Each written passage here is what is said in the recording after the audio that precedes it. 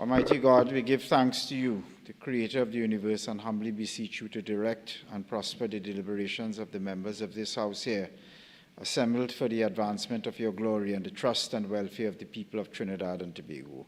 Grant that peace and happiness, truth and justice may be established amongst us for all generations.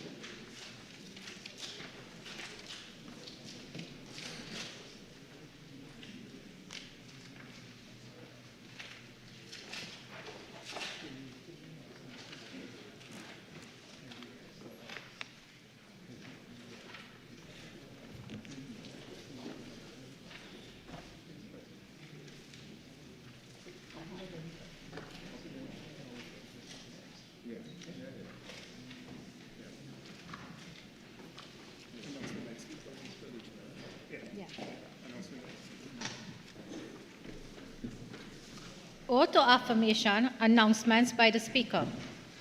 Honorable members, I have received communication from Mr. Joel Sampson, the member for Tobago West, who has requested leave of absence from today's sitting of the House. That leave, which the member seeks, is hereby granted. Bills brought from the Senate, petitions, papers. Honorable Leader of the House. Thank you most kindly, Mr. Speaker. Mr. Speaker, I have the honor to lay the following papers as listed on the order paper in the name of the Minister of Transport and Civil Aviation, as well as the Minister of Labour, Small and Micro Enterprise Development. The Motor Vehicles and Road Traffic Amendment Number 2, Regulations 2026. The Motor Vehicles and Road Traffic Fixed Penalty Payment Method and Payee Order 2026.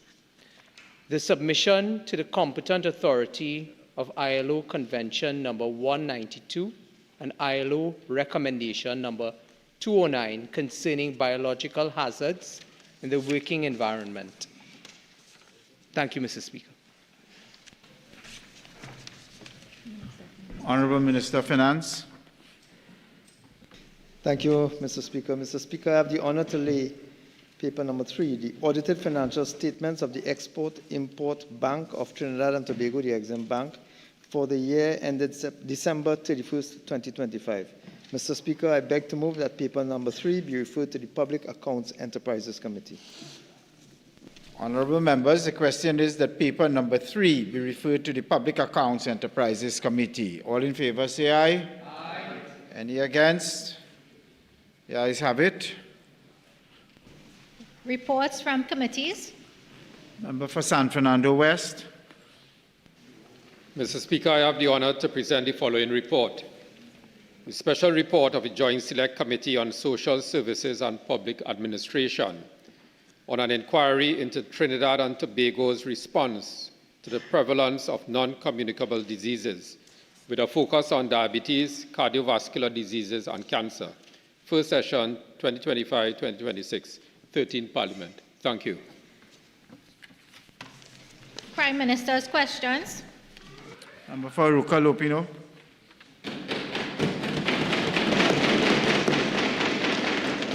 Thank you very much, Mr. Speaker. Can the Prime Minister give reasons for the widespread disruption in service that impacted thousands of citizens at the licensing office? Honorable Prime Minister. Thank you.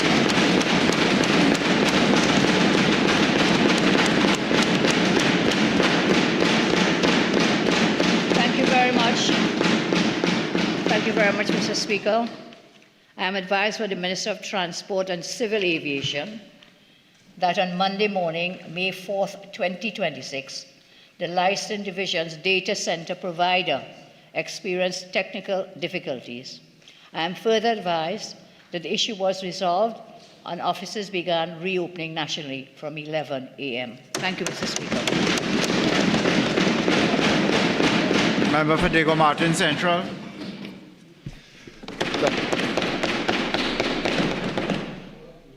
Thank you, Mr. Speaker. In light of question to the Prime Minister, in light of Trinidad and Tobago's recent decline in the World Press Freedom Index, can the Prime Minister indicate what measures are being taken to improve Trinidad and Tobago's standing in the future? Honourable Prime Minister.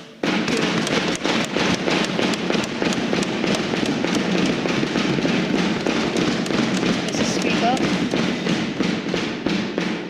thank you all very much. May I take this moment to wish everyone Happy Mother's Day? Mr. Speaker, my government, both previously and presently, have remained committed to ensuring press freedom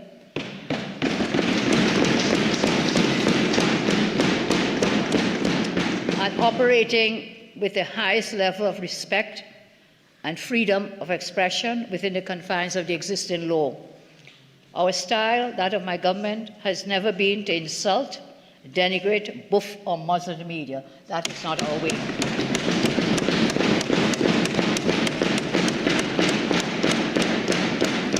Therefore, I can assure all of Trinidad and Tobago, including media practitioners, that my government supports fair, accurate, transparent, responsible, and non-partisan reporting.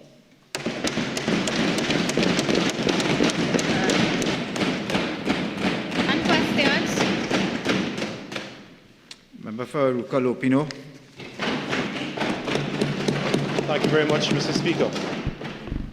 To the Minister of Homeland Security, can the Minister provide an update on the May 5th, 2026 shooting of a police officer in Londonville? Minister.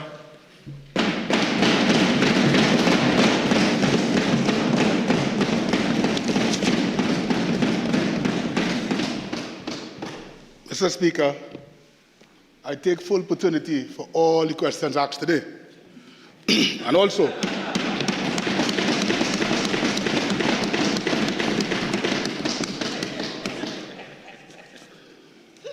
Mr. Speaker, at this time, the investigation that is taking place with respect to that shooting in Londonville continues. The officer, however, was off duty, but that doesn't change the landscape of the investigation. Additional patrols, the officers were advised to pay more attention while on duty and off duty. Mr. Speaker, intelligence-led operation continues in the Londonville area at this time. Other parts of the operation, Mr. Speaker, in fear of national security, I want to say no further on it, Mr. Speaker.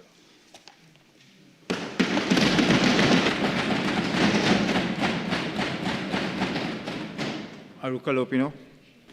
Thank you very much. Supplemental questions to the Minister. Minister, can you indicate, without breaching national security considerations, whether anyone has been arrested and or being questioned in relation to this very serious matter? Honourable Minister, can I invite you to limit your answer to the arrest part? The questioning part, I think, is not permissible, and you know why. So I'll just ask you to limit your answer to that, and whatever you can say with regard to that. Mr. Speaker, this investigation is at a sensible stage, and we do not want to divulge much information as it relates. Thank you very much, Mr. Speaker. Supplemental question to the Minister. Minister, can you indicate whether any specific measures have been instituted by the Trinidad and Tobago Police Service to improve security among law enforcement officers in Trinidad and Tobago? That's a different question that doesn't arise. So disallowed. We can move to the next question, which is yours again, once again. Go ahead. Thank you very much, Mr. Speaker. To the Minister of Homeland Security, will the Minister inform this House what urgent measures are being taken to improve safety in the San Juan and St. Joseph areas following the reported home invasions and trauma on May the 4th, 2026. Honourable Minister.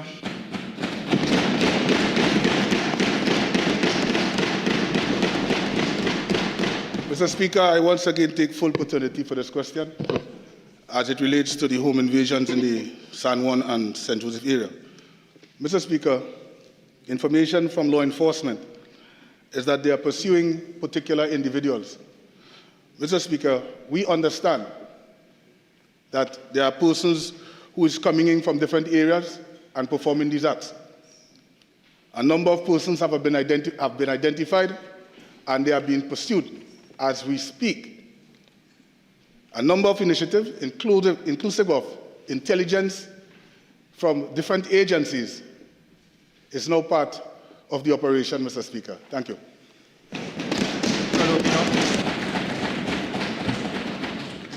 Mr. Speaker, supplemental question to the Minister. Minister, can you indicate whether there have been increase in patrols and other security interventions to ensure the safety of the residents in San Juan and St. Joseph? Honourable Minister.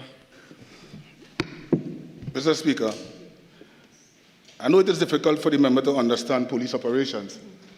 However, he wouldn't understand that. So let me explain this again. Intelligence operations require a number of activities, Mr. Speaker. And for those who don't know, and for those who know, it involves an uptick in operations as relates to policing, Mr. Speaker.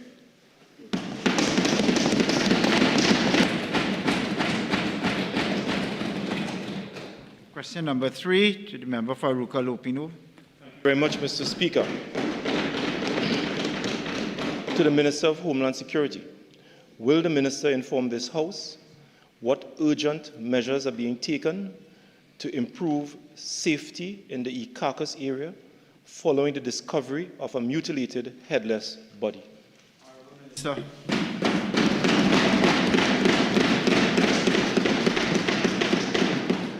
Mr. Speaker, only yesterday, I went to that area of which I'm familiar and had a conversation with a number of persons.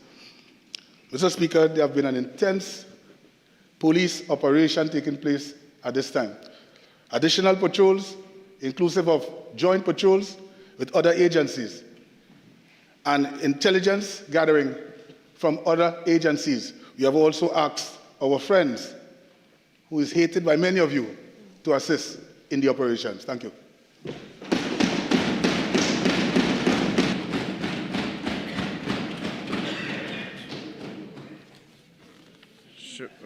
Port of Spain North, St. Anne's West. Thank you very much, Mr. Speaker. To the Minister of Homeland Security. Having regard to the current state of emergency, and in light of the shooting incident in Belmont on Thursday around 9 a.m., which resulted in the death of a 2-year-old child and 2 other persons, what is the government doing to ensure security and safety of the citizens of Trinidad and Tobago? Honourable Minister.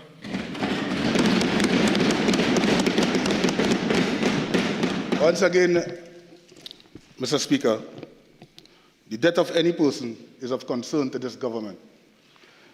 However, Mr. Speaker, again, when these things happen, I traverse to the area and have conversation with persons. And at this time, they are highly annoyed because they wanted what we wanted to give to them, which is a zones of special operations.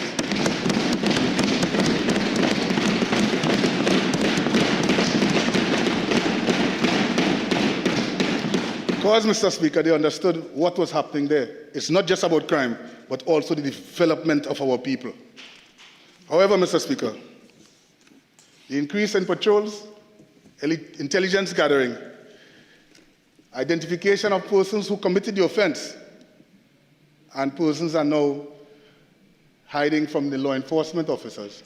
However, Mr. Speaker, again, everything will be done to protect the citizens, even those in Lavantil, as they call upon us to represent them in a different type of way. Thank you, Mr. Speaker. Thank you very much.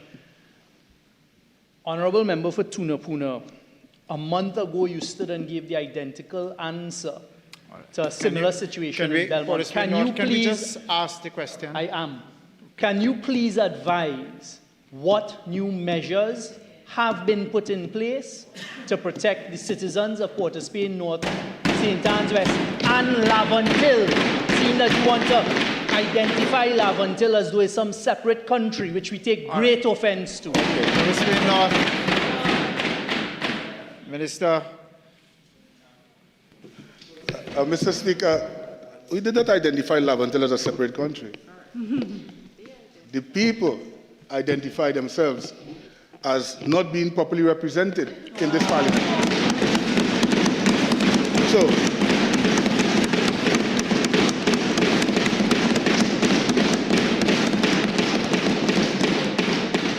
and if the member for Port of Spain North, St. Anne's West was paying attention, he would realize that there are persons who's moving out of their constituency and into other persons' constituency. On the morning of that this took place, there was a very upscale operation taking place in the Orupun police district. And we had to move resources from one place to another. And, Mr. Speaker, the member for Port of Spain North, St. Anne's West, would remember, he being a past Minister of National Security, that they left us with a dilapidated infrastructure. Mm-hmm. Yes. A depleted manpower resource, and also, Mr. Speaker, old school, I want to call it, old school technology that sat with us until today, Mr. Speaker. But you know what, Mr. Speaker? I am here, and I will fix it all. Spain North, St. John's West. Very much. To the Honourable Minister of Homeland Security, with respect to your constant reference to the Zozo bill, would you please tell the population why you and the government have not implemented the social side of the bill and brought back all of the programs under the Ministry of Youth Development and National Service?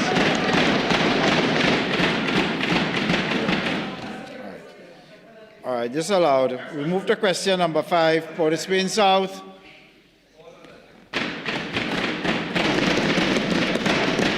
Thank you, Mr. Speaker.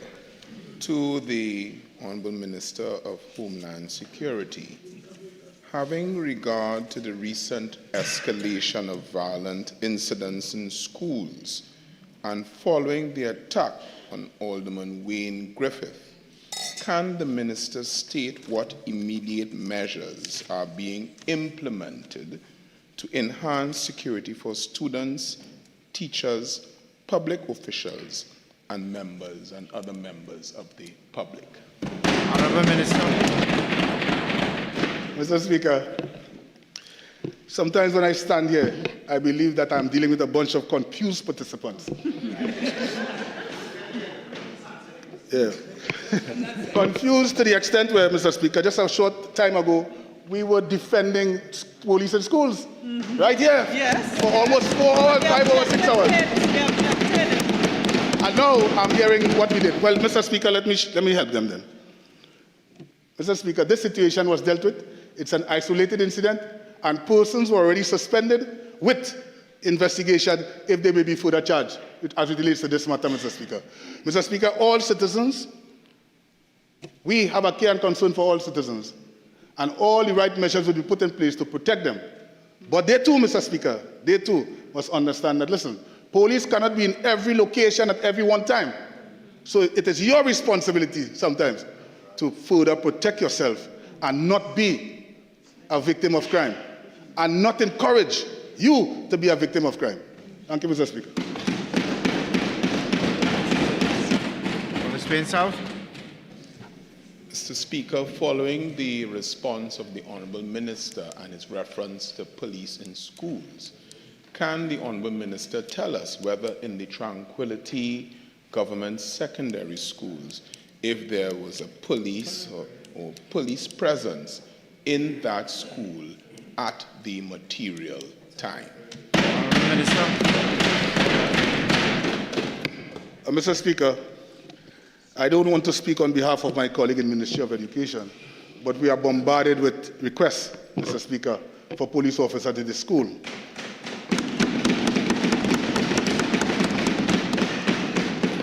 At this time, I hold on that question, sir, because we are not sure at this time whether a full investigation was done into that matter, completing the whole investigation.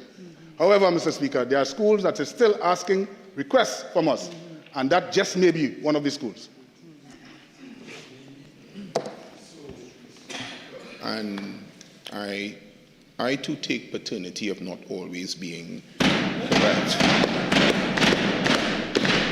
But may I maybe through you ask the question? I asked whether or not at the time were police officers present and stationed at the school. And Mr. Speaker, got answer.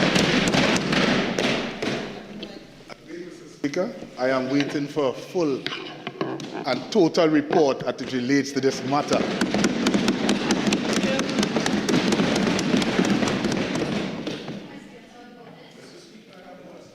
No, your two questions have expired.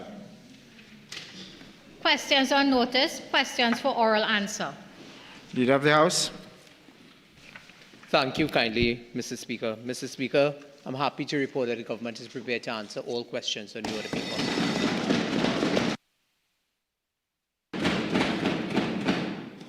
Port of Spain North, St. Anne's West, question number 61. Thank you very much, Mr. Speaker. To the Minister of Energy and Energy Industries, question number 61. Honourable Minister. Thank you very much.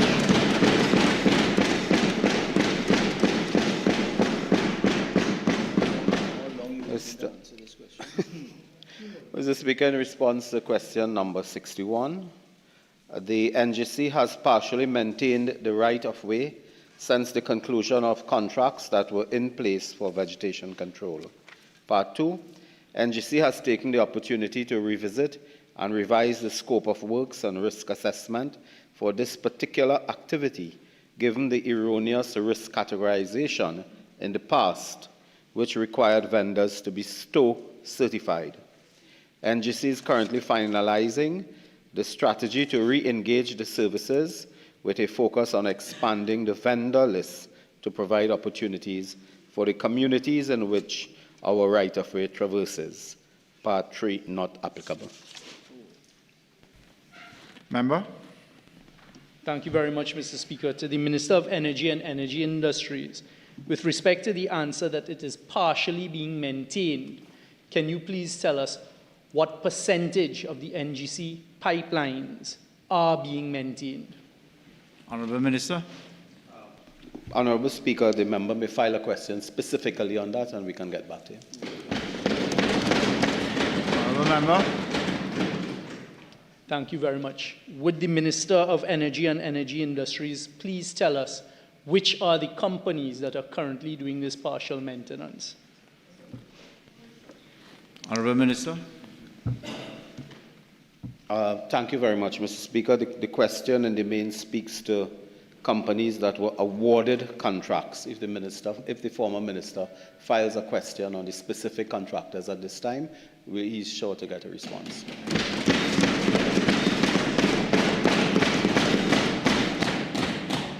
Honourable Member. Thank you very much. To the Minister of Energy and Energy Industries, would you kindly advise what process of procurement does NGC intend to use?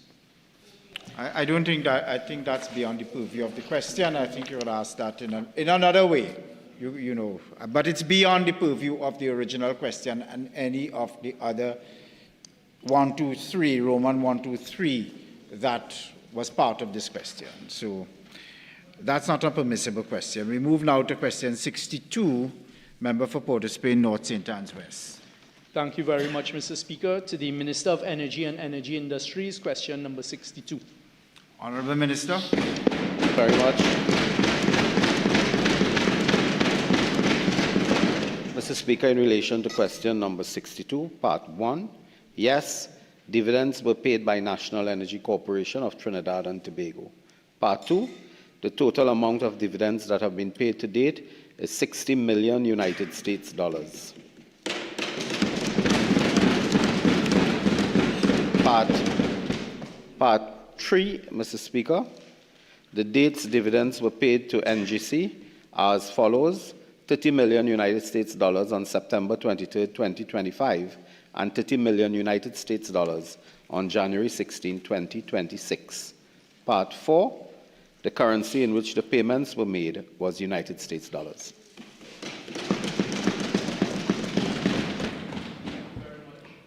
Mr. Speaker, to the Minister of Energy and Energy Industries, these dividends paid in US dollars to the National Gas Company, the parent company, were they then dividend out, paid via dividends to the Minister of Finance? No, I think that's a different question. I don't think that arises here. If you look at the question you asked very specific questions, and you took the time to separate the questions. So you know that doesn't arise, and it's not permissible under the standing orders. So next question. Question number 63 to the Minister of Energy and Energy Industries. Honourable Minister. Thank you very much.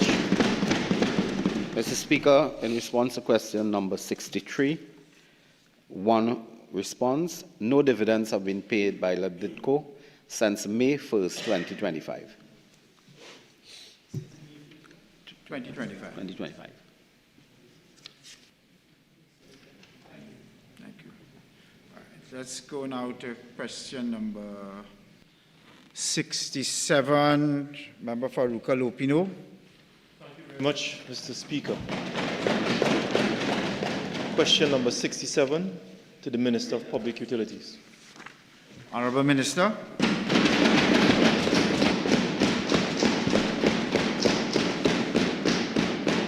Thank you kindly, Mr. Speaker.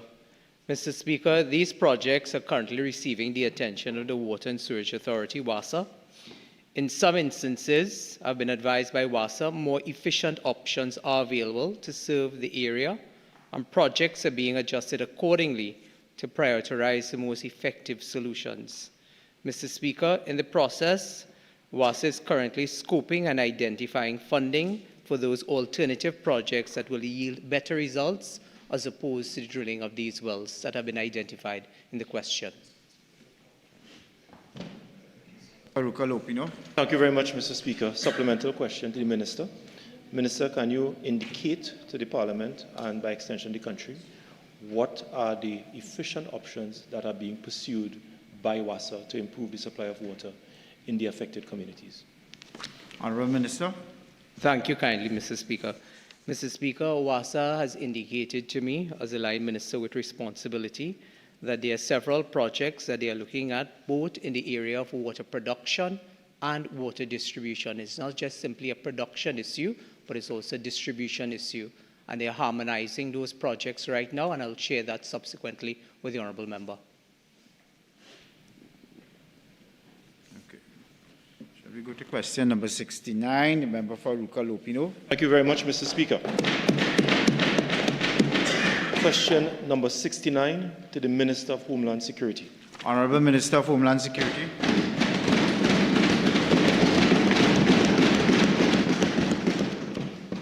Thank you for the question again.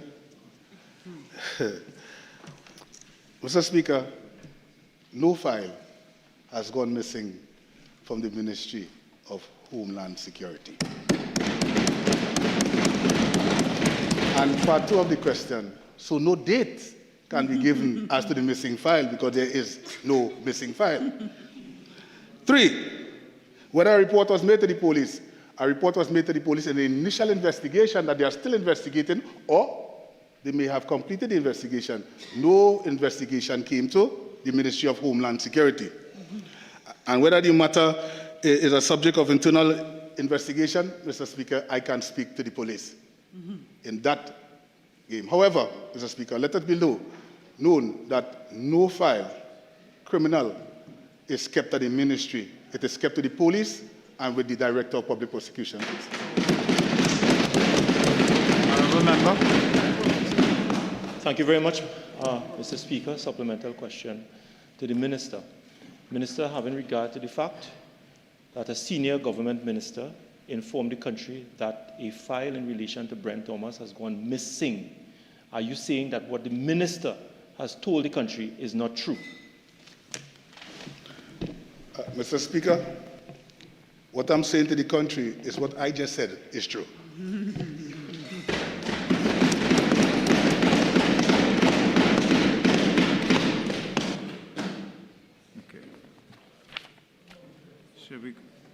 If we go to question number 74, the member for Diego Martin Northeast.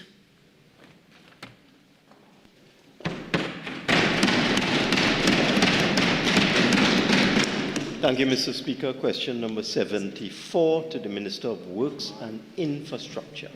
Honourable Minister. Thank you.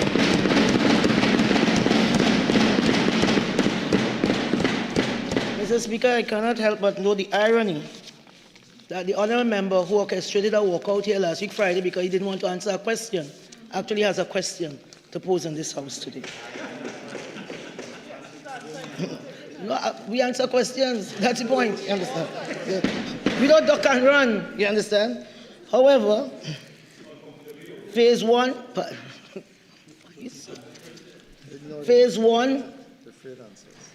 they're afraid of answers, of the Diego Martin Sporting Complex was completed in February of 2019. It entailed the design, construction, and fit out of a 2,042 seat capacity pavilion, along with the rehabilitation of the playfield, external road and drainage works, team change and locker rooms, public washrooms, service rooms, and other ancillary facilities. In July 2020, a contract was awarded for phase 2, stage 1, and it entailed the design and construction of the following: community playfield, 2 dual-use basketball and netball hard courts, pavilion with washrooms, electrical kiosks, retaining walls, and external lighting. The project status to date. As at April 2026, well, now we're in May, the project is at 61% completed, with the progress of the works as follows: pavilion, ground floor slab completed; hard court number 1, installation of the framing and associated fencing completed; hard court number 2, they have installed the framing and associated fencing; completion of the block work and roof slab for the electrical room. There's been clearing and grubbing of the play field. In light of the above and the rate of the progress of works, I am to advise this Honourable House that the work has not been abandoned, and it will continue maybe for the other next year or so, next 12 months or so, to completion. Martin Northeast. Mr. Speaker, in light of the Minister's statement that a pavilion and other work was done in 2014, can I ask, you said 14? Oh, you corrected yourself. Nothing was done in 2014 by your government. Now, come to my supplemental question. What is the question, please? I have a supplemental. Yes, I know, but rather than engage in a purposeless sense of argument, just ask the question. Mr. Speaker, my questions always have purpose. Well, that's a matter of Can the Minister confirm that the contract is continuing, the contract is being paid, and can the Minister say when this project will be completed? Honourable Minister.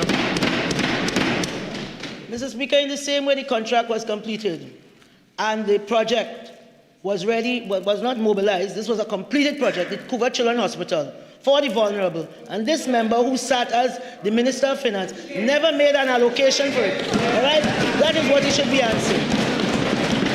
The Debe campus, that as Minister of Finance and the de facto Prime Minister, he left incomplete for the vulnerable. Children from Princestown, from Debe, from Lebre, from Point Fortin, from San Fernando East and West. This gentleman did not have any allocation for it. For the Honorable Rudal Munilal, 10 years, they left the school, the Ramai Trace Hindu School, incomplete. Yes. He didn't ask a question about that. I have nothing else to answer for this man. Can I just say, I think you've made your contextual point. Yes, I think you've made your contextual point sufficiently clear enough. Member for Diego Martin Northeast. I will simply ask my supplemental again. Is the contract continuing? Is the contractor being paid? And when will the project be finished? All right, that is... Unless... She did not answer me. She did not answer me. Try that. The work has not stopped. And if the work has not stopped, the contract has not been cancelled. That's the point. Can you imagine? Hoover Children's Hospital, 230 beds. 230 beds. And the Debe campus exactly for 2,500 students. Ramai Church Hindu School. They actually took off the name of the Honorable Minister from the school. Spite. Yes. That's the context. Yeah? Don't ask any more questions. Don't ask anything again. Unless we have another supplemental, I propose to move to... Yes, Oh, you yes. see, for someone, it's somewhat surprising for someone who claims a thorough knowledge of the standing orders to realize that in questions on notice, you have 4 supplementals. And to be caught by surprise at saying that you only have 2, that's a very rare and admirable admission from you. So come on, 3rd question. Thank you, Mr. Speaker. Unlike you, Mr. Speaker, unlike you, I am not perfect. Could the minister recognize say, that? I always ask. Could the minister say, when will the project be completed? Right. You're not answering that. Honorable Minister. The project is 61% complete. I didn't say it has stopped. The project is ongoing. So it will be 29% will be completed. Right, completed. exactly. 29%. I'm going to permit you a supplemental. Yes, but it must be a proper question. It's the and a same permissible one. All right, I'm not getting the answer. All right, well, have a seat. We're moving on. So I can't get the answer. Well, you've signaled that you're going to ask the same question. And that is why I said... Supplemental. No, you lost your chance. We're moving No, to Mr. 78. Speaker, no, you can't say that. You can't do that. I'm allowed 1 more according to you. No. You said I have 4. Yes, but I asked... I have revised it. Hang on. I've revised No. it. That's an abuse of process. That's an abuse of process. No. You told me... What kind of behavior is that? You represented to me that you were going to ask the same question. So if I say no 10 times, you'll change it 10 times? No, that's an abuse. Come, 78. Member for San Fernando East. 77, I'm sorry. San Fernando East. Question number 77 to the Minister of Finance. Honorable Minister of Finance.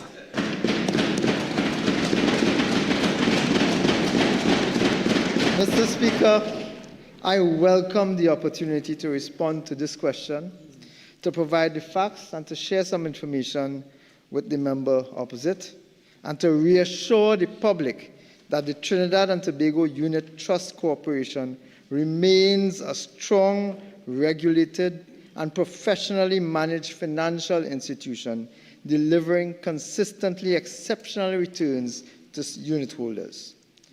The decision to discontinue the price guarantee provision on new subscriptions to the Growth and Income Fund effective February 2nd, 2026 applies only to new subscriptions from that date and does not disturb existing rights under the fund. Mr. Speaker, the price guarantee was introduced in 1985 when Trinidad and Tobago's securities market was still in its early infant stages. At that time, it served an important purpose by helping to build public confidence and encouraging citizens to participate in market-based investments. The financial market has, however, changed significantly since 1985. The Unit Trust Corporation has matured, investor awareness has improved, and the regulatory environment has strengthened. In that context, Mr. Speaker, the corporation conducted a strategic review of the Growth and Income Fund, including its structure, obligations, and long-term sustainability. Following that review, the Board of Directors determined that the price guarantee, while useful in the earlier infant years of the fund, is now a legacy feature, which creates a continuing financial obligation for the corporation when market values decline.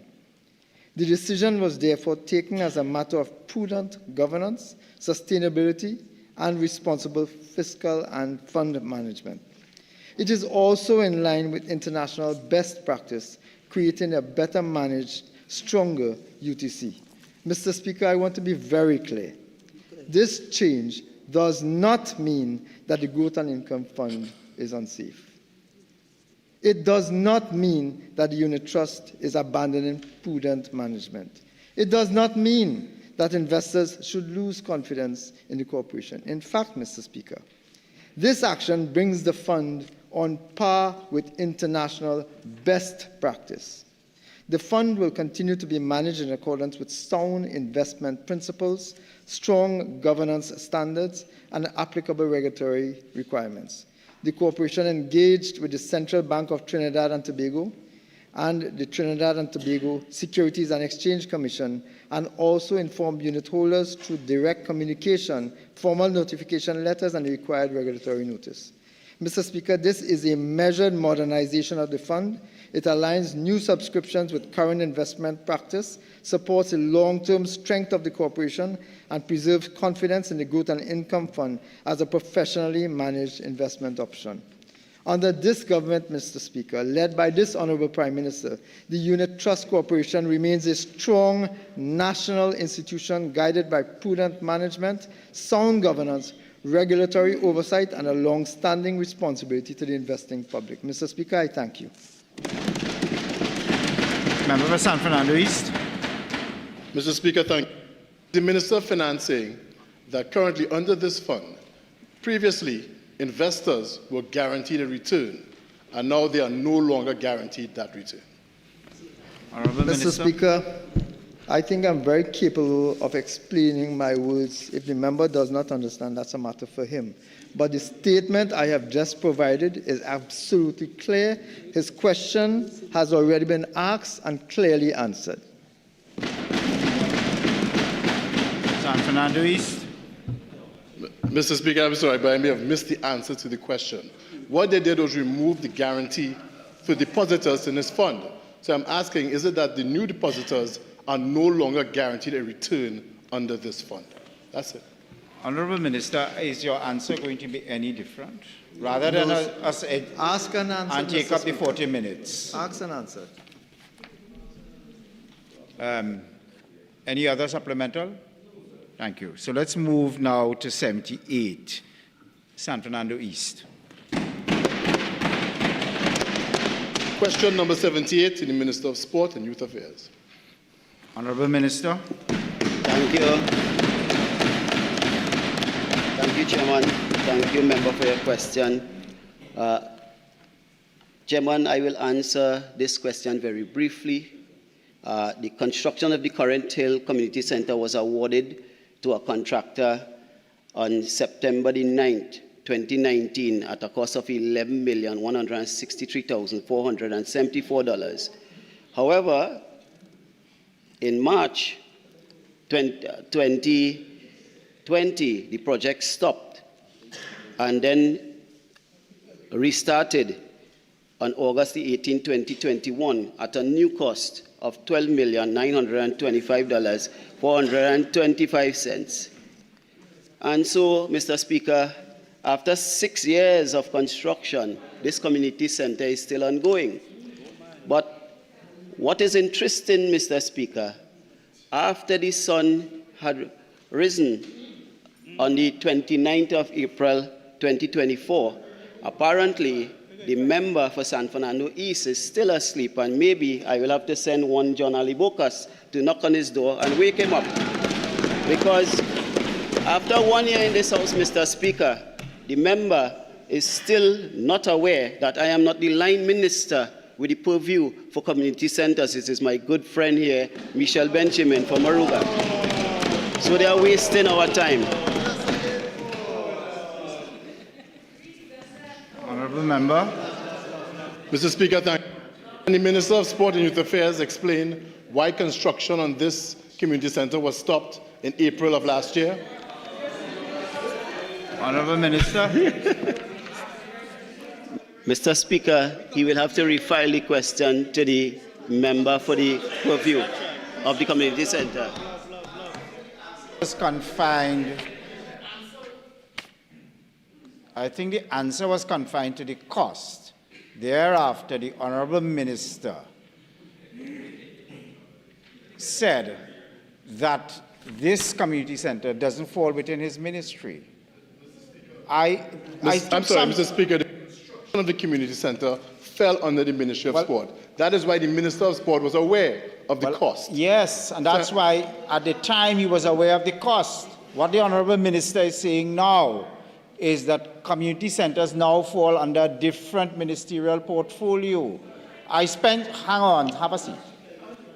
Yes, because I spent some time last week explaining why collective cabinet responsibility cannot cover those instances of minute detail of ministers answering the minutest details of the operations of other ministries. That is just simply not covered by the concept of collective cabinet responsibility.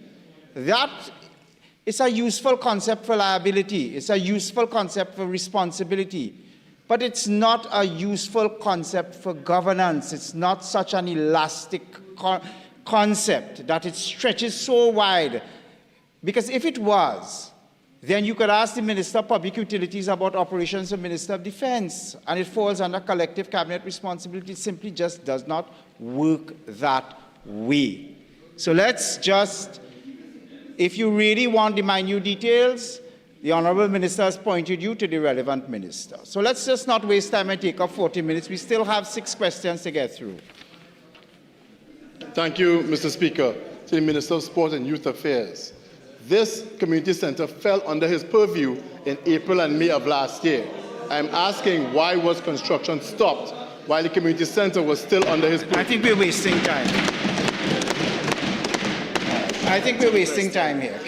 I propose to move to question number 79 now. Honourable Member for San Fernando East. Question number 79 to the Minister of Sport and Youth Affairs. Honourable Minister. Chairman, to you. Mr. Speaker, to you. The Sport Company of Trinidad and Tobago conducted refurbishment works at the Dubuisson Park in financial 2025. Phase 1 was completed in March 2025. Works included rehabilitation of the field and the pavilion as follows: securing roof sheeting on the pavilion, power washing and painting the facility, replacing broken windows and doors, installing new wrought iron gates and doors, completion of fencing and railing repairs, removal of deteriorated play park for future safe play upgrades. However, Mr. Speaker, they had intended a phase 2 of this work, while phase 1 would have cost $990,000 and completed in March of 2025. The facility still couldn't open after they spent their money, so they decided phase 2 of the works. And a proper scope was never developed for the tender, for any further tender.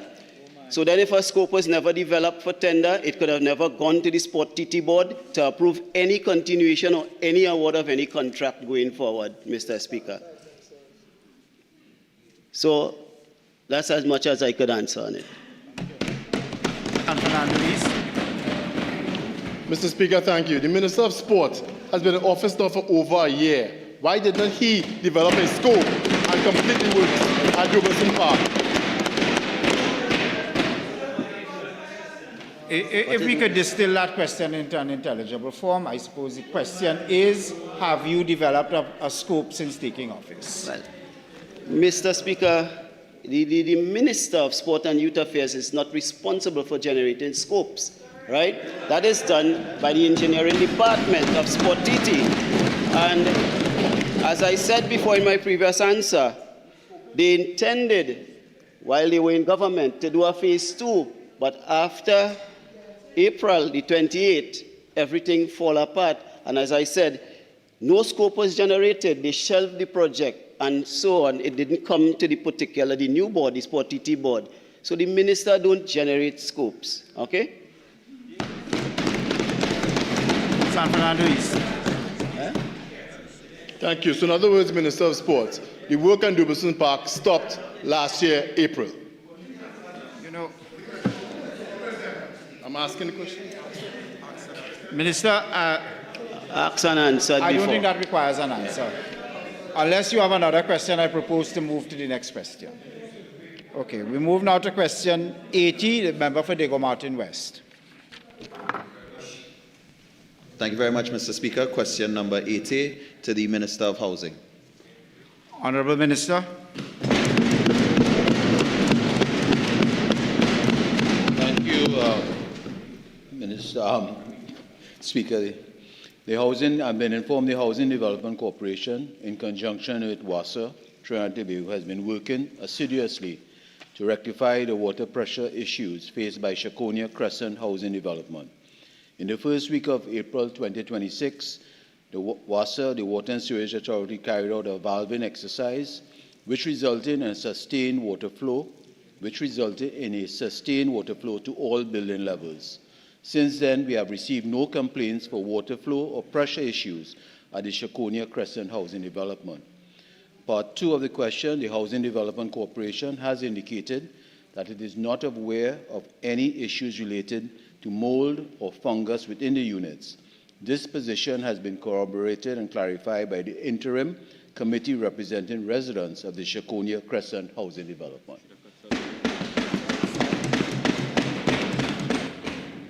Yes. Thank you. Mr. Speaker, supplemental question to the Minister. So what is the Minister telling this Parliament after this question was filed in the Parliament is when this was addressed? No, this problem has been ongoing and it was rectified by the HEC with WASA. After the question was filed in Parliament? All right. This is...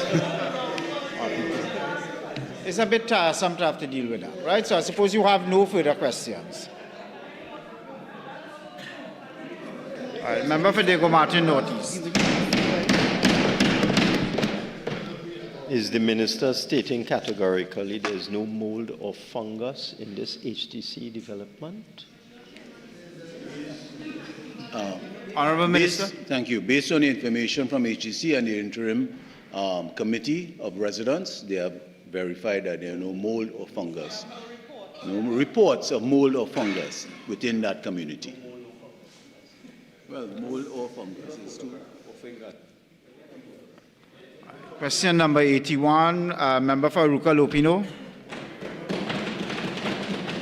Thank you very much, Mr. Speaker. Question number 81 to the Minister of Public Utilities. Honourable Minister of Public Utilities. Thank you, Mr. Speaker. I was hoping that we would get to this question. Mr. Speaker, the same process by which the former substantive CEO of MTS, Mr. Lennox Rattensingh, was appointed. I sought leave from the Speaker to display a photograph of Mr. Rattensingh, who served as the substantive CEO under the PNM, accompanying the losing PNM candidate for Chaguanas East, Richie Sokai, on nomination day for general election 2025, proudly clad in his Balize shirt on company time, using MTS as a personal kingdom of the PNM in more ways than one. And Mr. Speaker, when the audit is completed, I would have more to say on this. Mr. Speaker, the person currently acting as CEO has a couple of years as an executive manager in the private sector. He has chosen to accept less than what he is entitled to. But Mr. Speaker, I can tell you that Mr. Kanhai is conducting the work of the company. He is not a collection agent, nor is he a broker for any prime minister on this side of the house.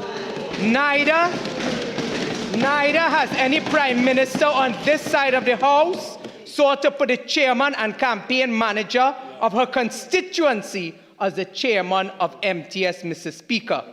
Mr. Speaker, when you connect the dots, you will understand why we inherited the mess at MTS. I will speak more at another time, Mr. Speaker, on this. Speaker, supplemental question to the Minister. Minister, can you indicate, can you specify what was the process utilized for the appointment of the CEO of MTS? Honourable Minister. Mr. Speaker, it was the same process that my colleagues used opposite when they were in government to appoint the acting CEO of MTS at this time. But I can assure you, Mr. Speaker, the way in which the acting CEO is conducting the affairs of MTS is very different and is not acting on behalf of any Prime Minister on this side of the House.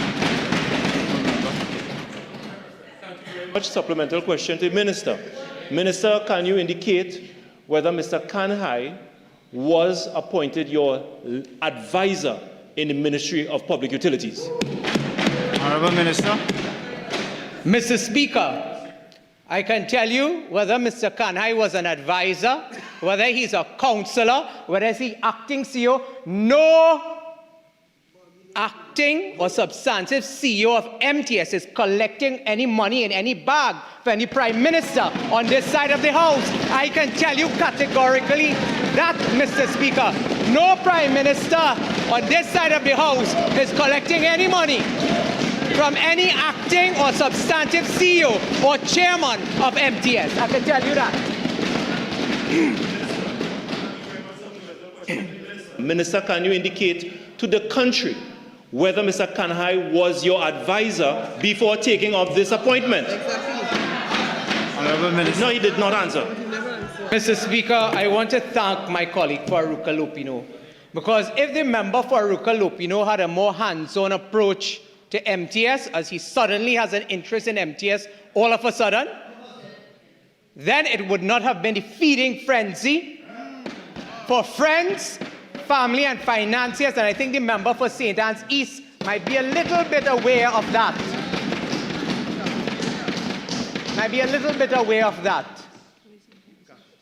Yes, Mr. Speaker. I heard he stoops loudly, but facts are a stubborn thing, and it is what it is, and we are very much aware of those who are eating. We are very much aware of those who are eating from the canteen at MTS, and who also fed them through MTS. Number 4. Supplemental question to the Minister.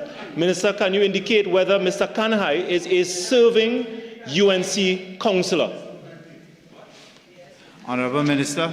Mr. Speaker, this is a post from the Chaguanas East PNM constituency. Photograph one Richie Sukai, and I think the member for Chaguanas East beat him like a bubbly in the last general election. The pink poodle is no more a member for Chaguanas East. And it says, today is a special day for my campaign manager, Mr. Lennox Ratan Singh. The same man who facilitated all of them while they were in office, Mr. Speaker. And as I said, the audit report will speak a lot more. Thank you, Mr. Speaker. And that was real cake they eat, apparently. Real cake they eat. From the size of Mr. Ratan Singh, I can tell he was eating a lot of cake. All right. I think that's enough.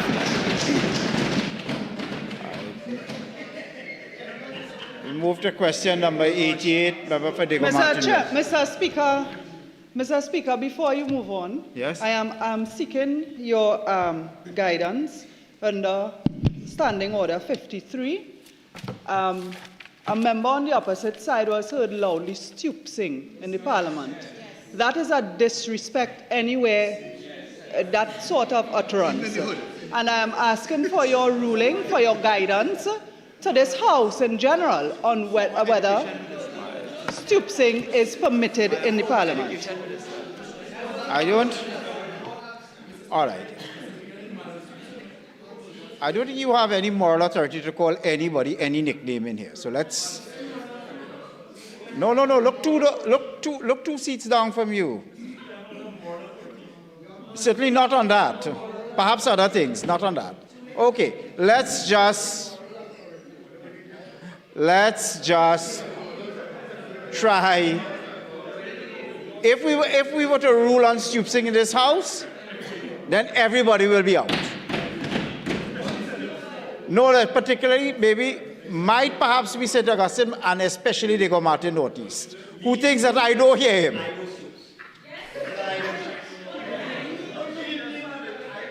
Because often I'm close enough to hear you. All right, so let's just forget that and move on. Members, please.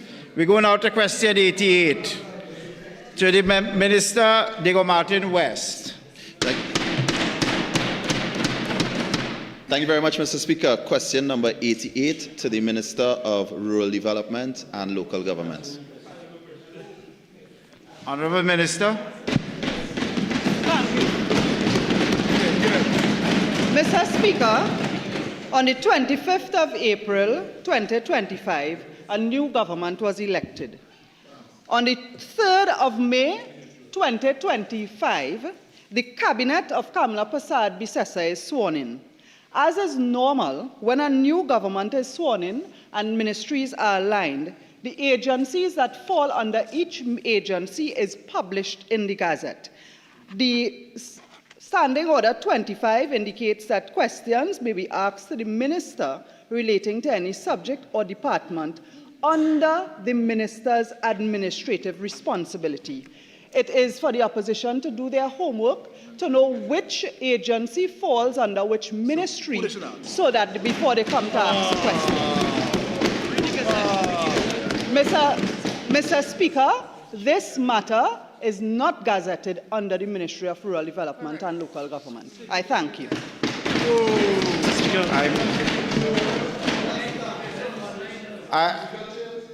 No, whilst I understand your enthusiasm, the 40 minutes have expired.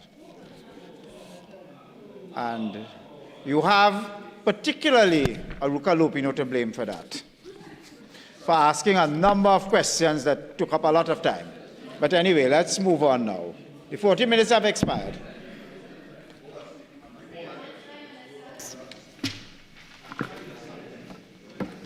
I'm advised that the Honourable Prime Minister wishes to make a statement, but wishes to defer making that statement till later in the proceedings. And I understand that there's agreement on both sides for that. So we move to the next. Hima, go ahead. Public business, government business, bills, second reading. Honourable Minister of Justice.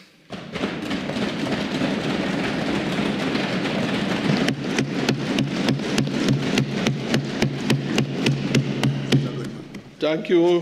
Thank you very much, Mr. Speaker. I beg to move that a bill entitled An Act to Provide for a System of Parole and Related Matters be now read a second time.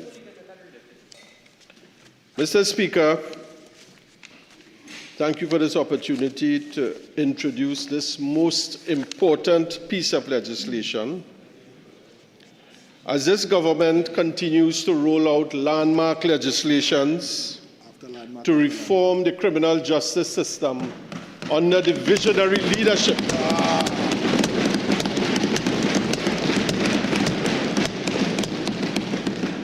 I notice the enthusiasm of my colleagues, the visionary leadership of the Honourable Kamla Prasad Bisesa.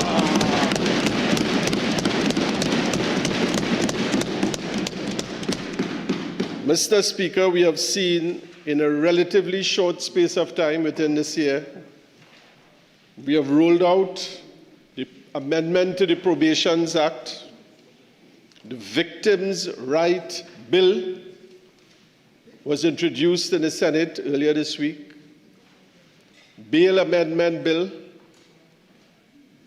We have actually passed over 22 pieces of legislation, Mr. Speaker. Tell them, George, tell them. And today, we are on the cusp of piloting this most important bill, Mr. Speaker, titled the Parole an Act to Amend the System of Parole and Related Matters. Why is this important, Mr. Speaker, and what is parole? Tell us. Parole is essentially the conditional supervised release of persons within the prison system under certain terms and conditions. Now, Mr. Speaker, this parole legislation is a thrust of this government towards rehabilitative and restorative justice in Trinidad and Tobago. The needs of the victim, the offender, and the community are all taken into account. The overarching issues, Mr. Speaker, will be the reform and rehabilitation of the parolee and also public safety. What happens in the parole system, Mr. Speaker, is that provides a structured and supported and supervised transition of persons within the prison system so that they can adjust to ordinary life. In other words, we do not throw them straight out of prison back into society.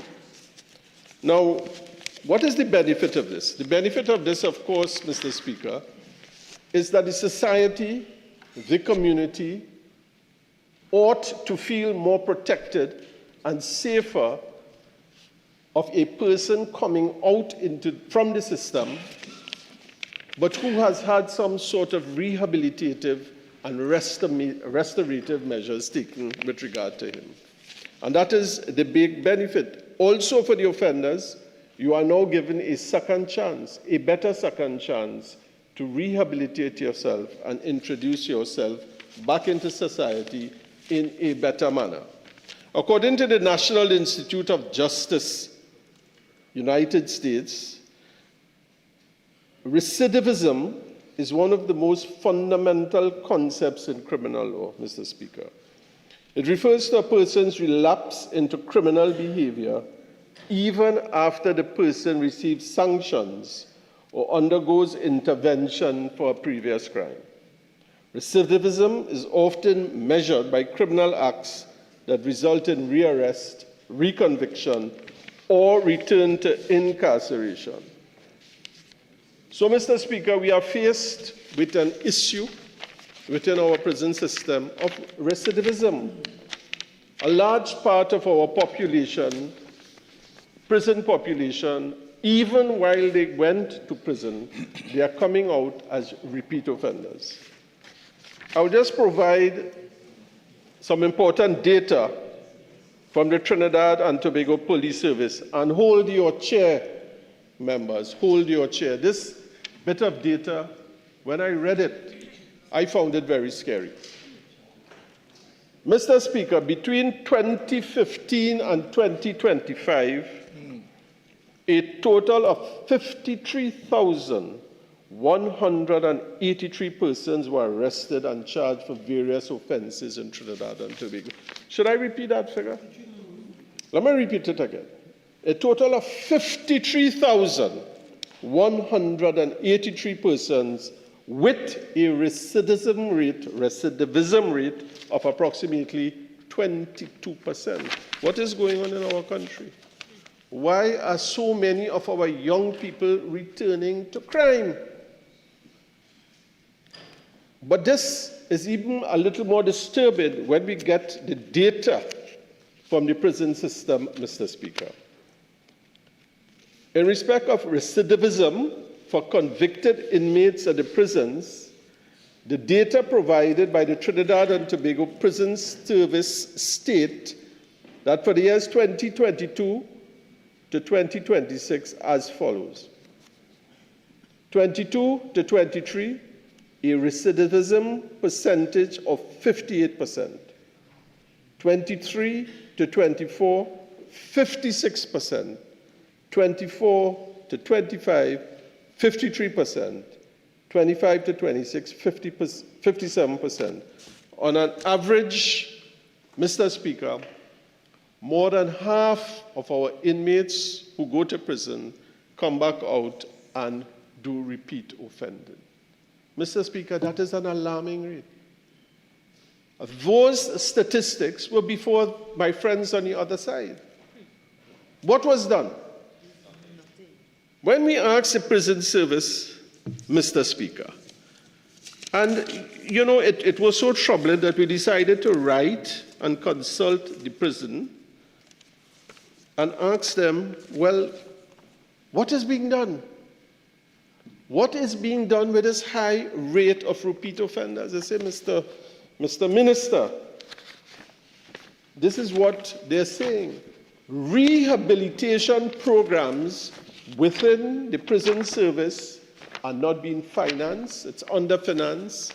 It's under-resourced. They do not have the staff, and no one is looking after them. And they have been reaching out. They have been sending letters to the National Security Ministry, and no proper response. And we are talking, why are our young people going to crime? Of course, people fall off the wagon. The younger ones, they fall off the wagon, they fall into the prison service. They reach there. We are hoping that some change takes place, and no change is taking place. If over 50% of our young people are coming back out as criminals, and this is a state of crisis in this country. Mr. Speaker, this is what the Commissioner of Prisons have told me. They use a system called the LSCMI to determine a convicted inmate's risk, needs, and responsibility level upon reception into prison.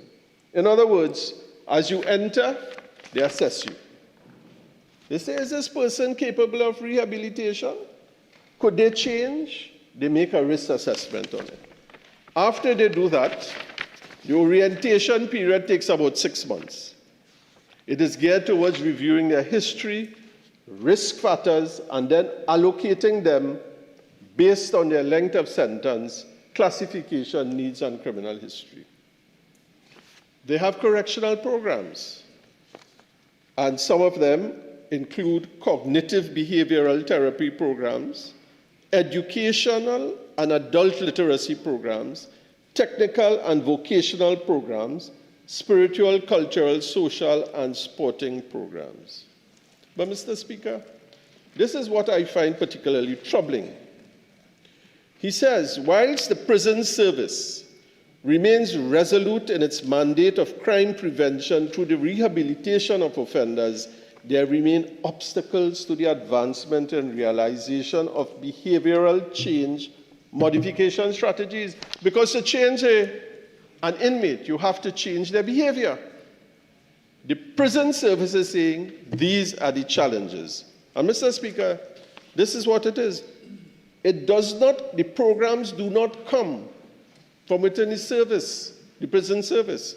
Most of the programs are rolled out with support primarily from various faith-based organizations, community-based organizations, and non-governmental organizations, and private citizens who volunteer their time, expertise, and financial resources. So within the prison service, there's not a line item to say, this is going to be X amount to rehabilitate prisoners. It is not there at all. Imagine the prison service, to change prisoners' attitude, to rehabilitate them, have to depend on non-governmental organizations. Suppose the non-governmental organizations turn up and say, I have no money. What's going to go on inside of there? Mr. Speaker, at present, the prison population is 3,500 approximately, Port-au-Spain South. 3,500. You know how much prison officers are allocated or allotted for this prison rehab program? 57. 57 officers are assigned to these programs throughout the prisons. These officers are tasked with the primary responsibility for the facilitation and coordination of daily rehabilitative programs and are called upon to directly train and teach inmates based on an officer's proficiency. With the absence of a financial vote specific to the rollout of these programs, there are no budgetary allocations for the research, development, and implementation of rehabilitative programs in various prison facilities. Upon the determination of these courses the required expertise is not available from internal resources, staff, and voluntary external service providers. Due to the current attrition rate of prison staff, the Prison Service Programs and Industry Department, tasked with the responsibility of facilitating rehabilitative programs, has also been challenged. Another deficiency, critical, is the need for enhanced staff training in programs development and delivery. As crime and criminality evolve, so does the need for necessary competencies and skill sets to increase. They do not have that. And another key area is the specific competency of monitoring and evaluation. Mr. Speaker, the point I am making is we have been complaining vigorously about crime. We have been complaining about repeat offending, but yet when it happens, we have not taken the steps to address this situation, Mr. Speaker. And that is just regard to the prison service. When we did a deep, in-depth research into the ministry, Mr. Speaker, there was a unit that was set up called the Penal Reform and Transformational Unit. This was a body set up, a unit set up within the Ministry of National Security to coordinate rehabilitation of prisoners. Mr. Speaker, when that unit came under the Ministry of Justice, there was one person staffing in it, and that person was designed to do project management with some project resources. So, in effect, the unit within a government ministry set up to deal with rehabilitation of prisoners was non-existent. If you do not give it attention, if you do not give that core unit attention and funding, what do you expect? You leave it up to the prison service to run their own show. They're trying their best. You do not fund it. You do not help them. You do not bring modern techniques, design. You do not bring somebody from abroad in the corrections department to help assist in this program, Mr. Speaker. The end result is that this whole rehabilitation program in Trinidad and Tobago has fallen flat on its face. But under this government, Mr. Speaker, we intend to make this unit functional. We have taken a note to Cabinet to have a review of this entire system, and that, Mr. Speaker, is the core of the parole bill that is before us today. Now, Mr. Speaker, if I go into the bill itself, you would see, and before I get there, we have a couple amendments that we will propose, we're going to circulate with regard to, in the definition section of paragraph E, sorry, that was the 6th. Yes, in terms of definition of life sentence, long-term sentence, and offenders, which we are going to circulate in a short while. Now, Mr. Speaker, the first part of the bill, up to paragraph clause 19, deals with the structure of the parole. They're going to set up a parole board. And, Mr. Speaker, this parole board is going to be comprised in paragraph 9 of an attorney at law, psychiatrist, criminologist, representative from a non-governmental organization, civil society, and ex officio shall have the Commissioner of Police, the Commissioner of Prisons, and the Chief Probation Officer. And what shall this board do? This board, the functions of this board, Mr. Speaker, are contained in clause 6 of the Act, to receive and consider applications, to identify offenders, recommend to the court. So the process, Mr. Speaker, is that a court on sentencing will make an order saying this person who is convicted is eligible for parole. He goes to prison, As he enters prison, the prison officers, on receiving him, they call it a reception, they receive you into prison, they will tell you that you are eligible for parole within so and so time. And there's a parole board set up. And we have taken steps, Mr. Speaker, to ensure that this board is representative of all the stakeholders, or the majority of the stakeholders, within the criminal justice system. And right up to clause 19, it will talk about all their function and their functionalities, etc. The operative part of the Parole Act, Mr. Speaker, starts from about 20, clause 20, and we are making certain amendments to clause 20, which we are going to circulate as well. Now, in clause 21, after a parole board makes a recommendation, and that's all it can do for parole, it would refer the matter back to a court, and the court will then consider that application. Now, in paragraph 23, you would see, Mr. Speaker, why I made a lot of statements about rehabilitation. And I will read it out. A parole officer shall, as soon as is reasonably practicable, after the reception of an offender, conduct a rehabilitative needs assessment of the offender with a view of determining appropriate rehabilitation programs that would best assist in the rehabilitation process of that offender. So, Mr. Speaker, as soon as he comes in, he's inducted, he's received, and an assessment is done.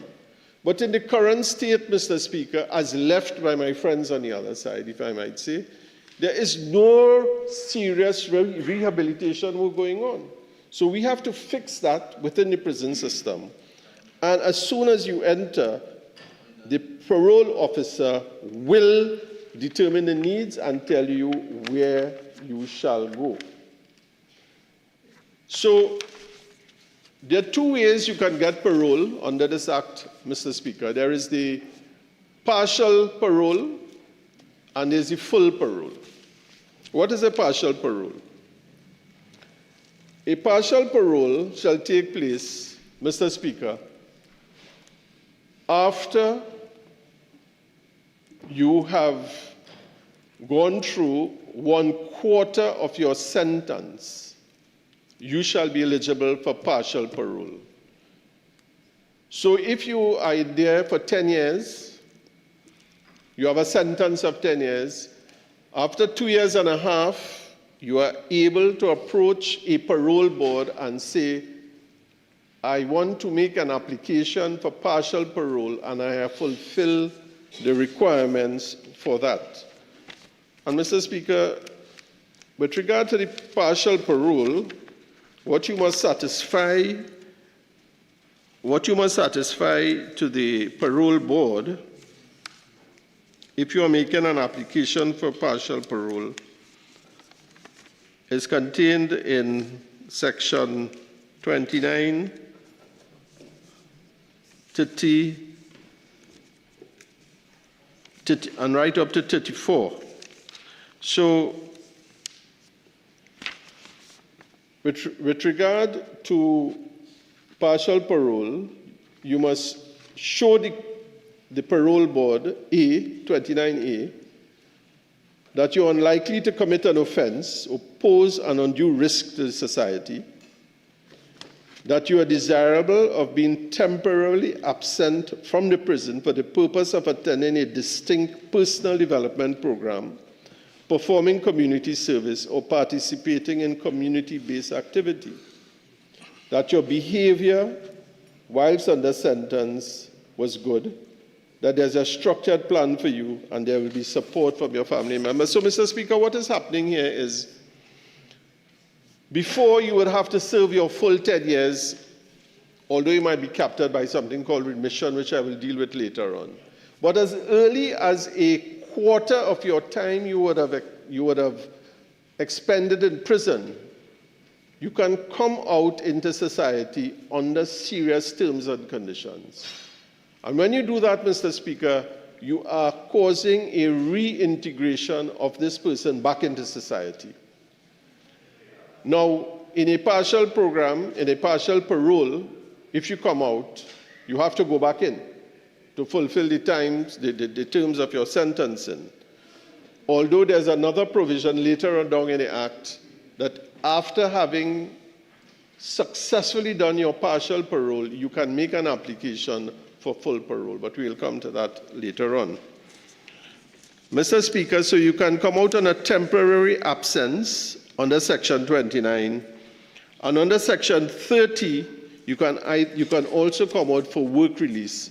So if you are in the prison system, you have acquired a skill, and you are able to get work outside with help of the prison authorities, you can apply under partial parole to come out and work. So you have a work program, you will then have a place where you can stay, community residence, and so on.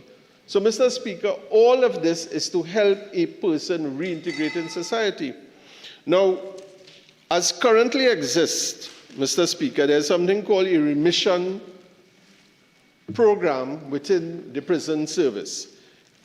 A remission program is that you are able to get 1/3 of your prison sentence off if you have good work and industry within the prison service.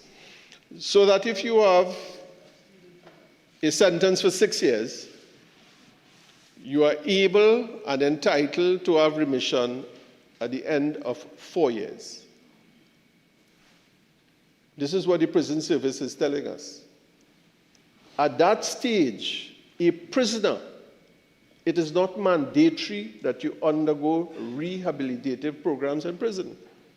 So you're coming out on a remission, but you have not gone through the process of rehabilitating yourself to reintegrate yourself in society. And what the prison authorities have been telling us, Mr. Speaker, is that seasoned criminals and who train the younger ones, they mask their criminality whilst in prison. They make no effort to change, and then they return into society under this remission program. We shall be taking a note to Cabinet to ensure that that is fixed, Mr. Speaker. We will be taking a note to Cabinet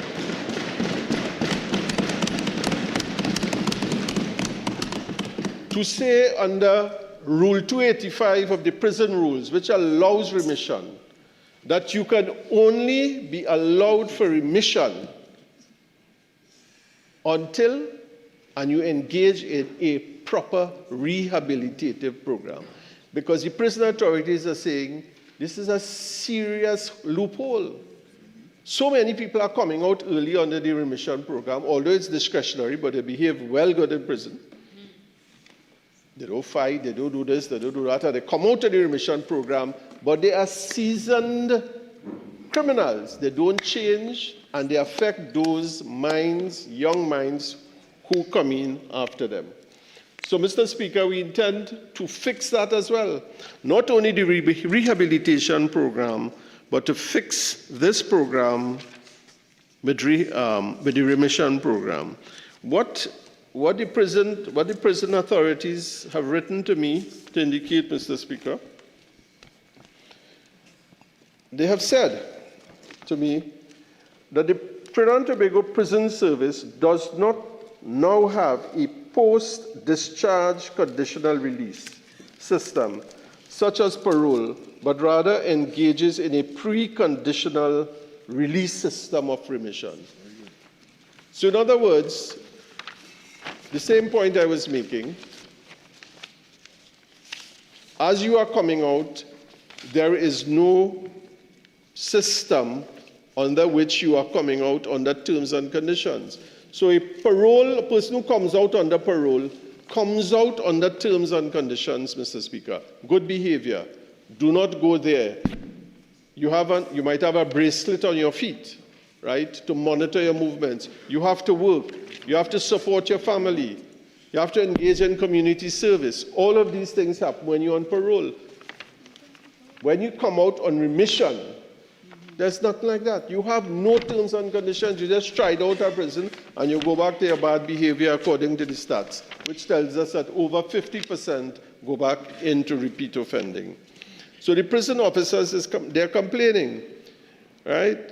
They said under Rule 285, remission is granted to convicted prisoners serving sentences over 30 days or 1 month on the basis that such prisoners voluntarily agree to work, which is evidenced by written acknowledgement. Remission, however, as presently exists, is not granted to persons serving light sentences, those on court pleasure, or those charged for contempt of court. The enforcement of this rule has meant, however, that good conduct and history are the only two criteria that are now applied to the granting of remission to convicted offenders. It has meant that offenders who do not voluntarily engage or involve themselves in prison rehabilitation programs to bring about their rehabilitation whilst incarcerated cannot be compelled beyond moral suasion to participate in such programs at this present time, since it's not mandatory requirement for prison. And what the prison authorities have indicated, if you have a parole system, partial, full parole system, it is an incentive to a convict to change his ways. He knows he's coming out earlier. He knows that if he engages in rehabilitative measures, if he shows a change of his behavior, if there's restorative justice, he wants to make amends, and he is psychiatrically and psychologically assessed, it is more likely that that person can change his ways. And this, Mr. Speaker, that is why this government has put people at the center of our programs. We are telling a prisoner, yes, you did a bad act, you fell off the wagon, you have entered into prison, but we don't want to lose you.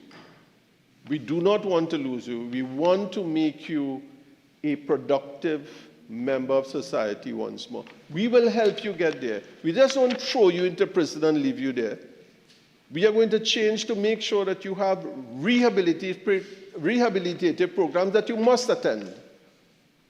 Mr. Speaker, can you imagine the wonderful results that we would have, such as is happening in the developed world today, where modern techniques are showing that this can work? We are backward in time, Mr. Speaker, but we intend to enter the modern era with criminal justice system in Trinidad and Tobago. Mr. Speaker, this is what the Commissioner has told me.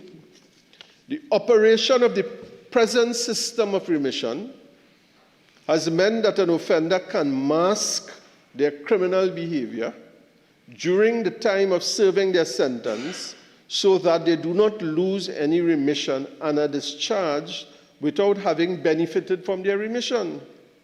Upon early discharge, the offender not having participated in any program aimed at reducing their criminogenic risk factors to reoffend can return to a life of crime and criminality, placing public safety at risk. This, in turn, can be a significant contributory fact in a high rate of recidivism, especially among habitual offenders, such as drug users and even sexual offenders.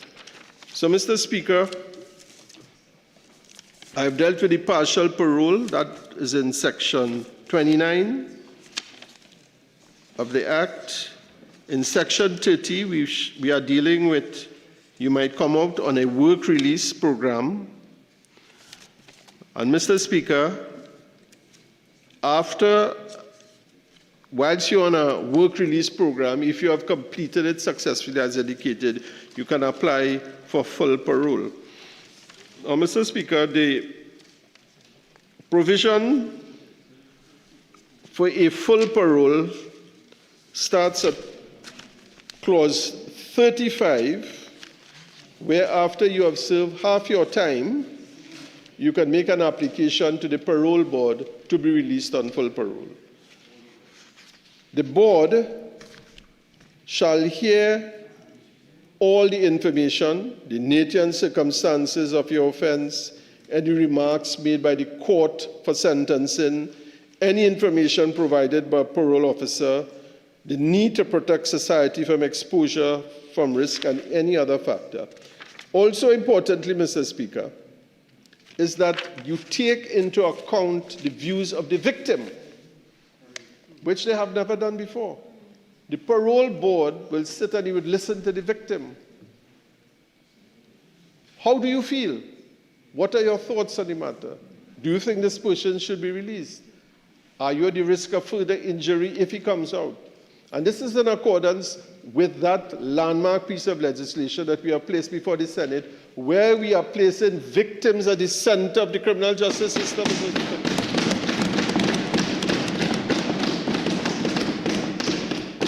In that piece of legislation, Mr. Speaker, at the start of the investigation, as soon as you make a report, you shall be treated with courtesy and respect. You shall be told of all the developments in the case, whether a person is charged, why has he not been charged, what is the nature of the investigation. It goes very deep. Also within the parole board, we are bringing the victims at the center of this. Mr. Speaker, also when it's before the prosecutorial authority, whether it be police or the DPP, you can get any information about your case. How many times have we learned in Trinidad and Tobago? You go and find out about your case and you say, boy, that case was dismissed 2 years ago, you know. Your case got dismissed, you get thrown out. And you say, but nobody told me anything. The police didn't inform me. Nobody.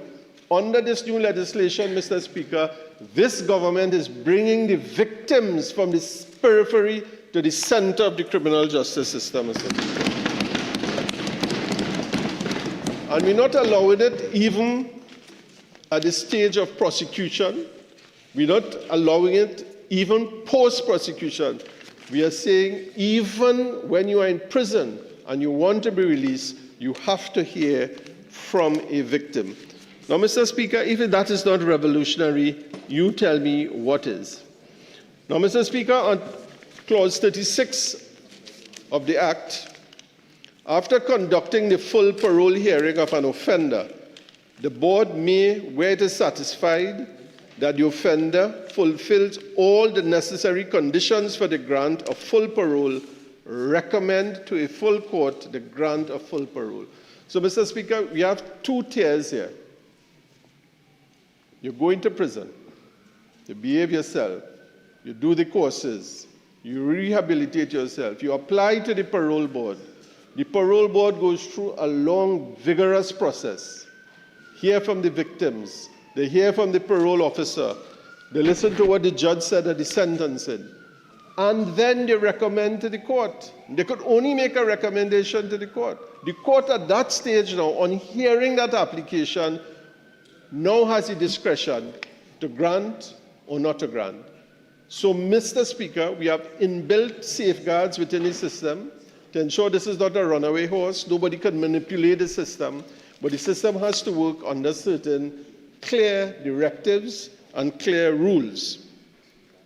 Now, the court may recommend, and the board may recommend, and a court may grant full parole to any offender, where the board or the court, as the case may be, is satisfied, A, that he is unlikely, the offender is unlikely to commit an offense, or otherwise present an undue risk of danger to any person or society during full parole.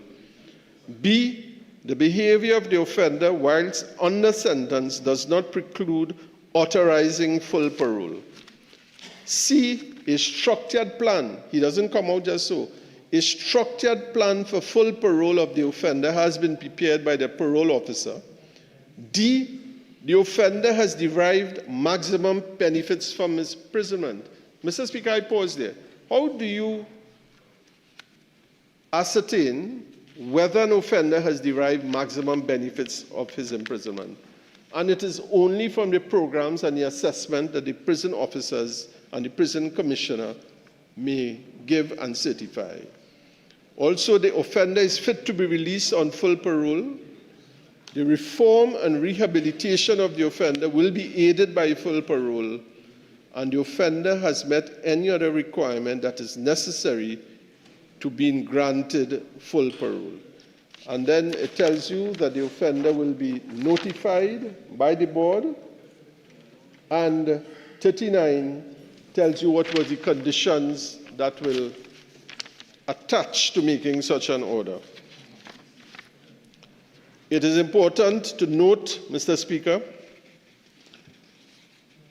that if there are children involved within an offense, that the court can make an order saying that this offender shall refrain from associating with children, because we don't want the children to be harmed, or the victim, or any other person. So he's placed on serious terms and conditions.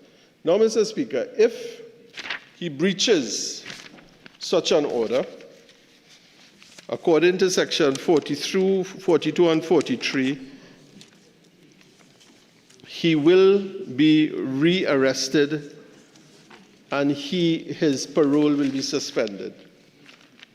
In 42, it says, when a parolee during the course of his parole is arrested or charged with a criminal offense during the course of his parole, so he's outside either as partial or full parole, if during the course of his parole he's arrested or charged with any criminal offense, A, his parole order granted under this act shall immediately cease. So it's another built-in safeguard mechanism, Mr. Speaker.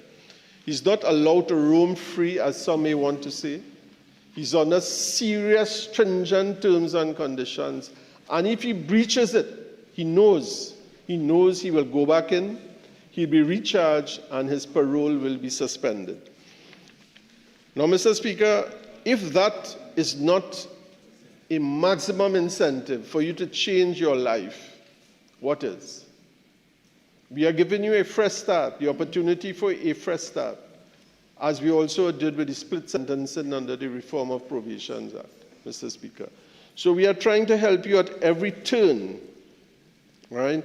On 43, the board may recommend to a court the suspension of a parole order in respect of any parolee where the board has reason to believe there has been, likely to be, a breach of a parolee of any conditions of parole. So, Mr. Speaker, at every stage, as I'm saying, the parolee will have to behave himself or it will be suspended. Now, with regard to the administration of this, Mr. Speaker, the parole board has, at the end of the year, he has to submit to the minister accounts and a report. The report will tell us the amount of offenders released on parole during the financial year, a number of offenders whose parole was revoked during the financial year, and the reasons for it. And such a report shall be laid in Parliament. Now, Mr. Speaker, that is open transparency. It's a new legislation. We anticipate there will always be teething challenges with this act, getting it implemented. But it is going to come to Parliament. It is going to be for the full perusal, full transparency for the entire population to see and for this Parliament to see. And that, Mr. Speaker, is transparency and accountability at the highest level.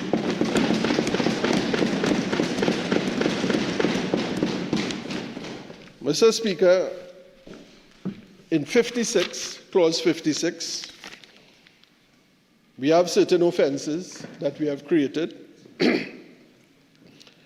Any person who interferes with or attempts to interfere with, incites or aids a person to do anything to hinder the board, anybody who makes false representations to the board, fails to attend before the board, etc., all of them are offenses and liable to a summary conviction to a fine of $10,000. We are not denying, under Section 57, we are not denying a prisoner his right to remission, but as I indicated earlier, he will only be entitled to remission when we make certain adjustments to the prison rule that he must undergo rehabilitative programs. So 57 tells us an offender who is eligible for parole under this act shall also be eligible for remission under the prison rules or any other written law. And then it gives the minister his authority to make rules for the proper functioning of this piece of legislation. So, Mr. Speaker, this bit of legislation really provides the nation with a golden opportunity to reform the criminal justice system. We take this opportunity, Mr. Speaker,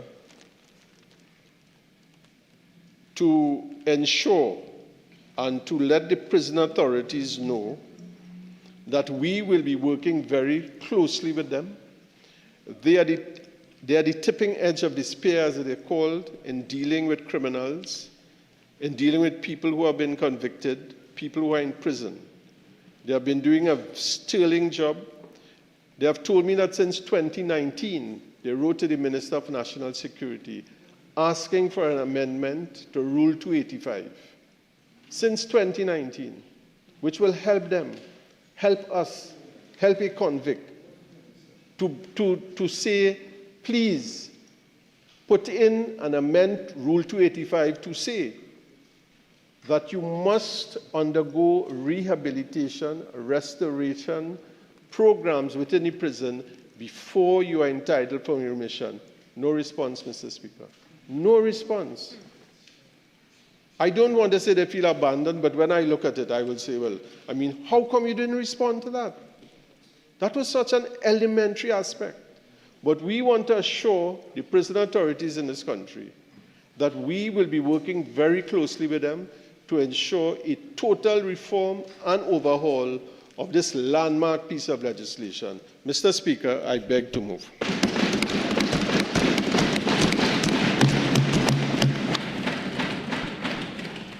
Honourable members, I shall now propose the question for debate. The question is that a bill entitled An Act to Provide for a System of Parole and Related Matters be now read a second time. Go to Spain South.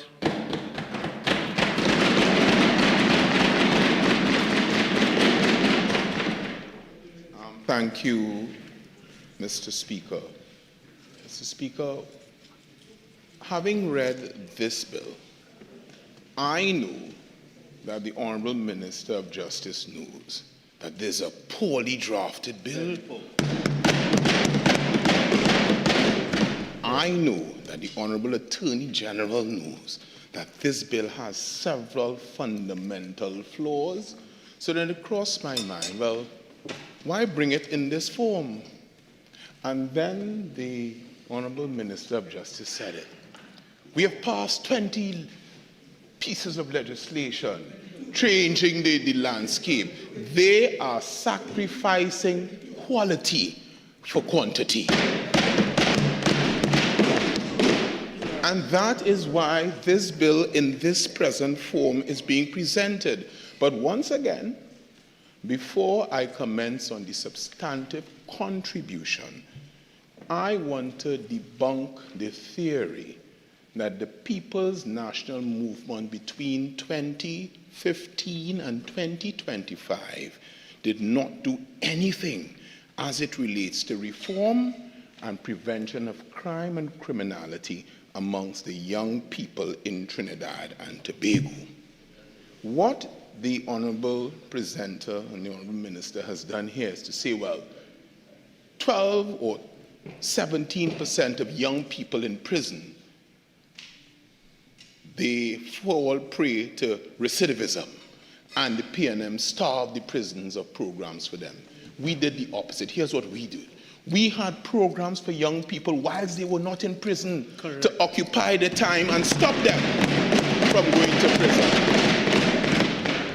What did this government do since it came into office in April 2025? Let me tell you the programs that was quashed by this government that would lead to people staying away, particularly young people, staying away from a life of crime.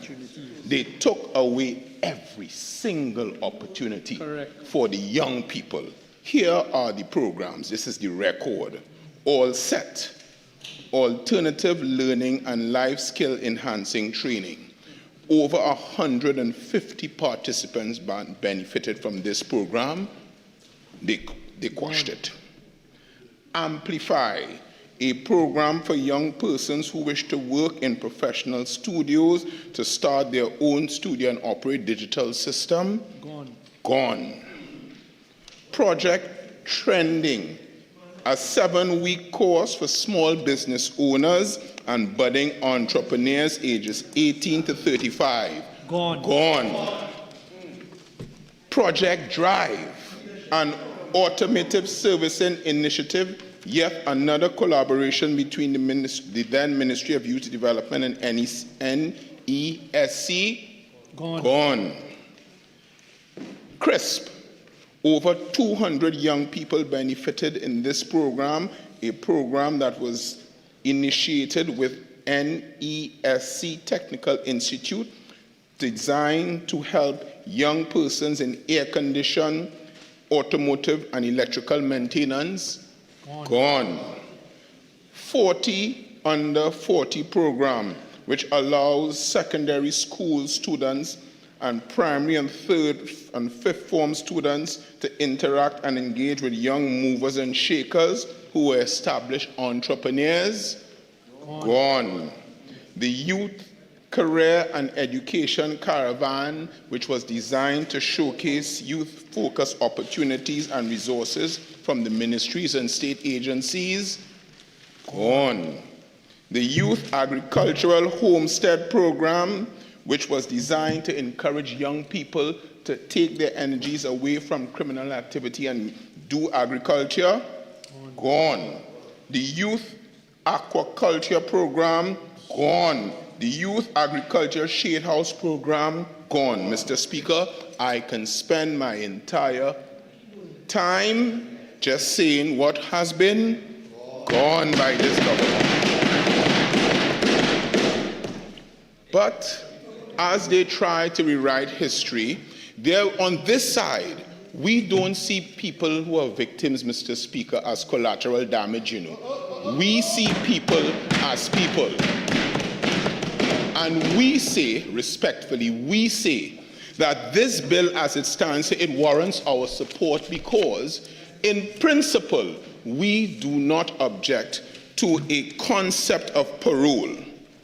We say at this stage, in this poor form that this bill has been presented, that it ought to be sent to a JSC to interrogate the amendments that we have circulated on this side. I will tell you one fundamental flaw in this bill, Mr. Speaker. Mr. Speaker, this bill targets, in the definition section, long-term sentence. And long-term sentences is defined as 10 years of imprisonment. So these are the persons who will be legible, yes, who will qualify, who would be eligible to qualify for parole. 10-year sentence. Mr. Speaker, you would know from that practice that 10 years, these are intermediate crimes and over, more serious crimes. What about persons 10 years and under who are not hardened criminals, who really ought to be the recipients of parole? Consequently, the thinking or the lack thereof in this bill is fundamentally flawed. They have literally put the cart before the horse and come to us so they can boast somewhere in the country and say, we have made 21 life-changing pieces of legislation. They have turned common sense upside down. And we cannot support this bill as it stands. Now, as I contribute,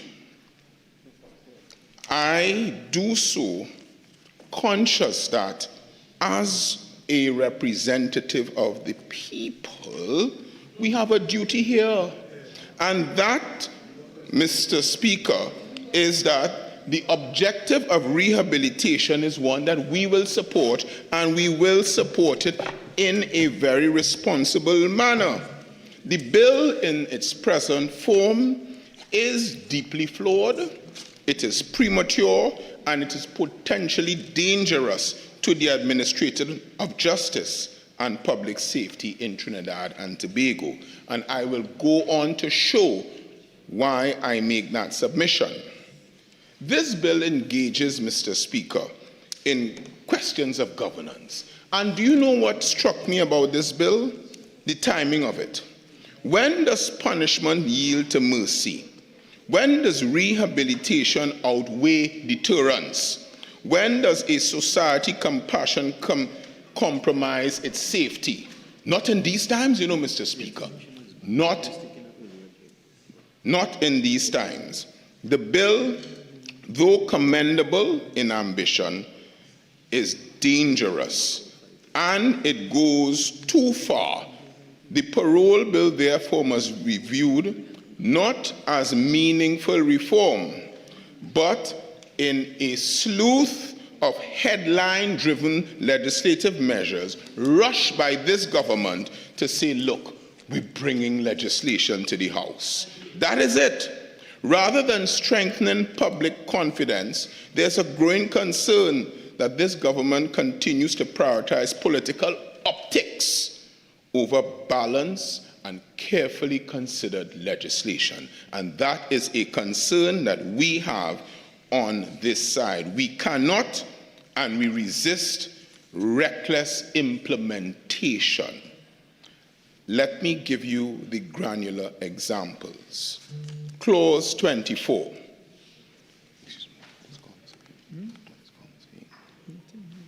Clause 24. It provides that an offender becomes eligible for partial parole after 1/4 of his sentence and full parole after 1/2. This is quite simply a wholesale revision of the Trinidad and Tobago's sentencing landscape. A sentence of 20 years now effectively becomes one of 10. And the solemn pronouncement of a court of law delivered in public view is now converted into some negotiable process. This undermines judicial sentencing discretion, the principles of proportional punishment, and it will eventually, Mr. Speaker, undermine public confidence in the criminal justice system. Here is why. When a court imposes a sentence, it is after careful consideration of several factors: aggravating factors, mitigating factors, aggravating factors relative to the offense itself, aggravating factors relative to the offender, mitigating factors relative to the offender, and aggravating and mitigating factors relative to the offense itself. This bill in its present form runs the risk, Mr. Speaker, of overturning the Court of Appeals dicta in Fafa, the Supreme Court in Howells, the English Court of Appeal in Howells, 1998, EWCA at pages 900, of the principles that dominate and that govern sentencing. What happens now to the balance of retribution, the balance of deterrence, the balance of prevention, and the balance of rehabilitation? Are all those now convoluted and say, Mr. Speaker, by this bill, well, let us now focus on rehabilitation? What happened when that offender was sentenced by a court of law, having all the facts before it and passing a sentence? And therefore, we say that the objectives of this bill may highlight other principles of sentencing and cause them to dominate the others, and that will cause an erosion in the confidence in the criminal justice system. The court has made it clear that a sentence must reflect not only rehabilitation of the offender, but also the need to punish wrongdoing, deter both offenders and others, and to protect the public. By allowing offenders to be considered for release after only serving a fraction of their sentence, in this way, this bill undermines core principles. There are already systems in place, Mr. Speaker, the prison rules, Rule 45, Rule 281, Rules 282, which permit for periodical 4-year reviews. This is another counterintuitive part of this bill, because what this bill does is to set up parole for 10 years and over, so that's your long sentence. But the parole, the system that is in place now, Mr. Speaker, it puts in place, even for long-term prisoners, 4 years review, because if 281 encompasses 4 years review, it means that a sentence of 20 years will consider 4 years within it.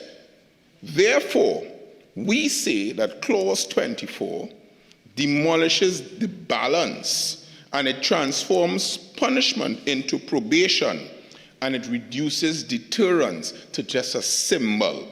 The sentencing discretion of judges is diminished, and justice, we say, must remain firm and fair and balanced. Mr. Speaker, we understand that the court will be involved in any parole system, but that involvement of the court is ex post facto and not related to the crime for which the person was convicted and sentenced in the first place.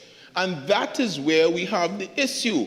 In other words, will the parole board refer the parolee to the same judge who sentenced he or she? That's a critical issue. This piece of legislation is silent on that, but that is crucial. Because you cannot have one judge saying, well, this is your time served for this offense, and because we pass legislation here, another judge saying, well, look, this sentence is twice because this person has met this. What about if it is that they say, if there is now a parole hearing, it goes back to the sentencing judge? That may be one issue that may cure the lacuna in this bill as presented here.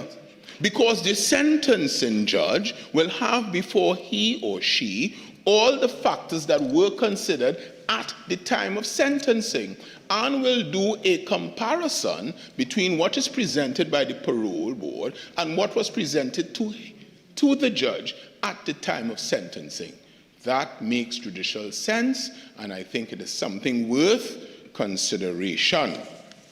Now, Clause 20 of the bill defines an offender as one sentenced to 10 years or more, effectively excluding the vast majority of prisoners, those on medium-term sentences for firearms, possession of drugs not for the purposes of trafficking, minor sexual offenses, and domestic violence.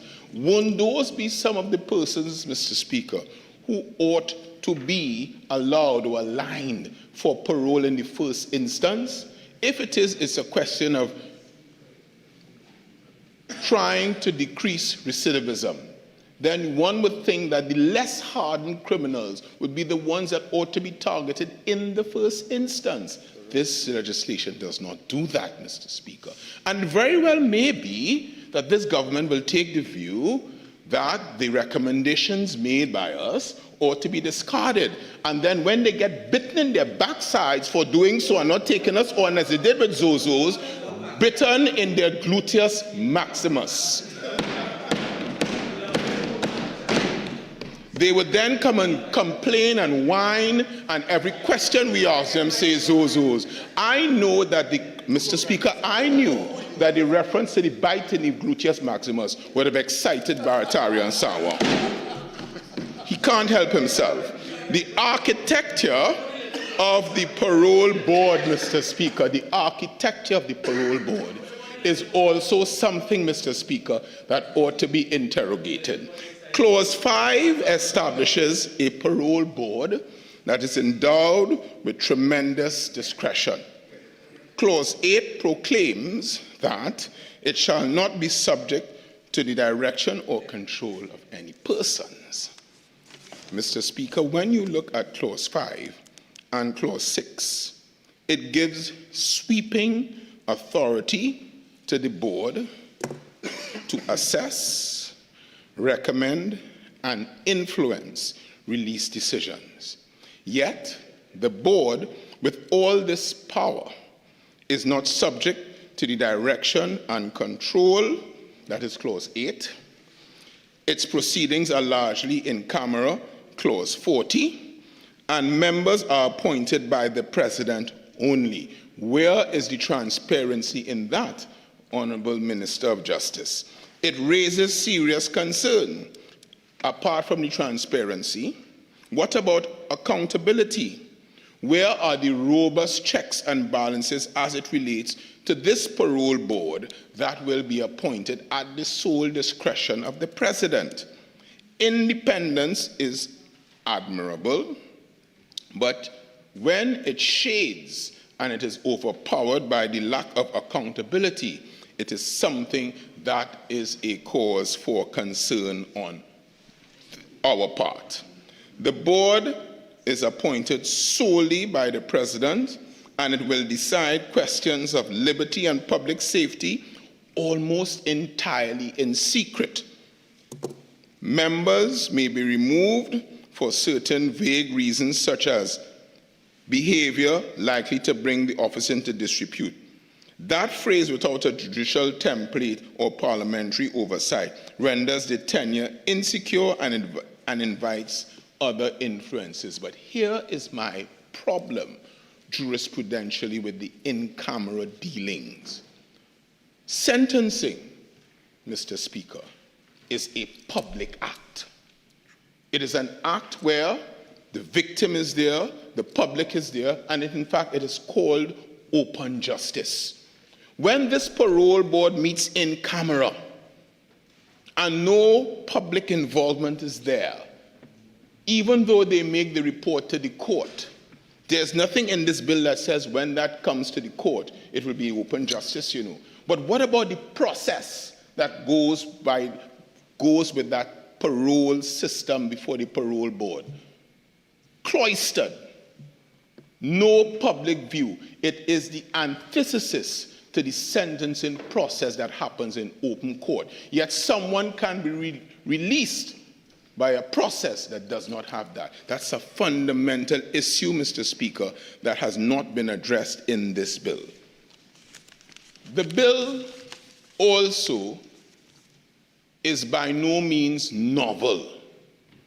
We realize that the government has chosen, as it is entitled to do, to follow the Jamaican model.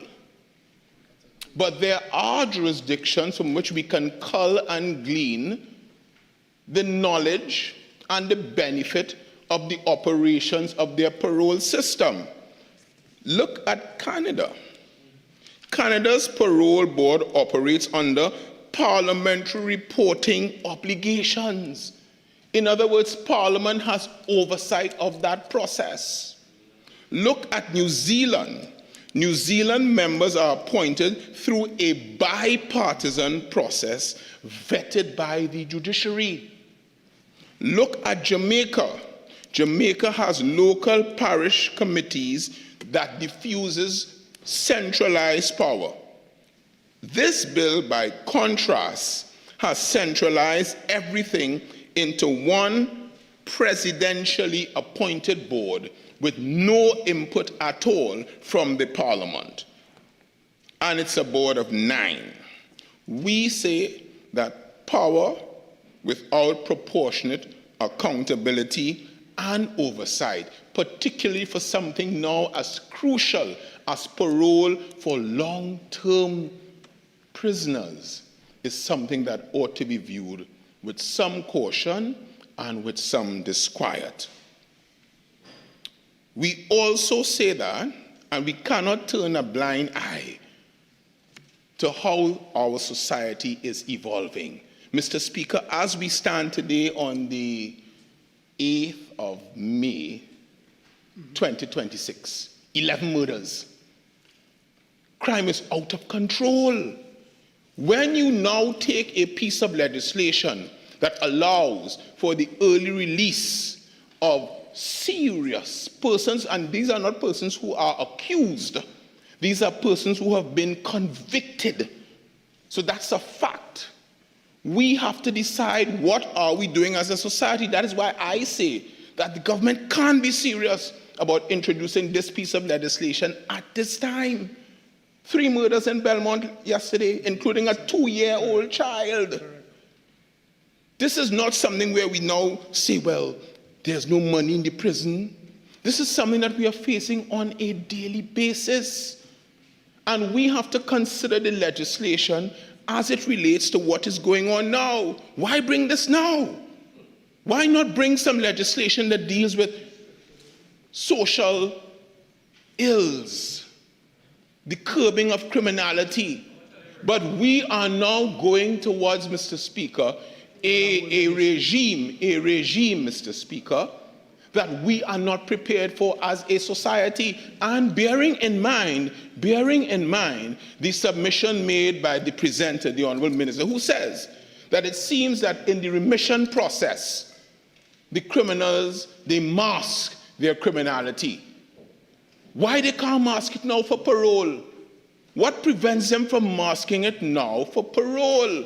You think that adhering or going to a course will mask criminality? Mr. Speaker, there are serious concerns of what is going on now, and no amount of deflection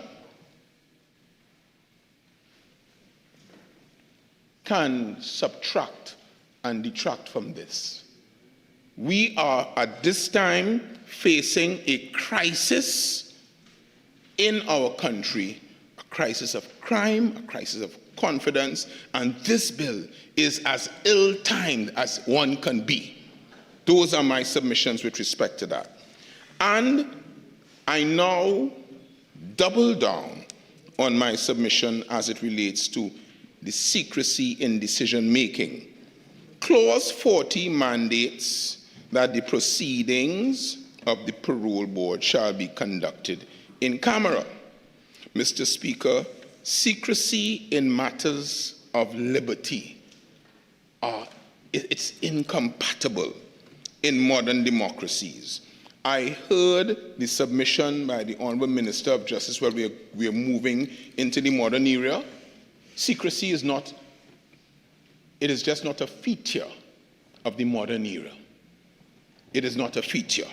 Victims and the public are entitled to the assurance that decisions are reasoned and consistent and not capricious. In Canada and in New Zealand, while individual hearings may be closed, the board publishes detailed statistical reports, legislative audits, and summarized rationales.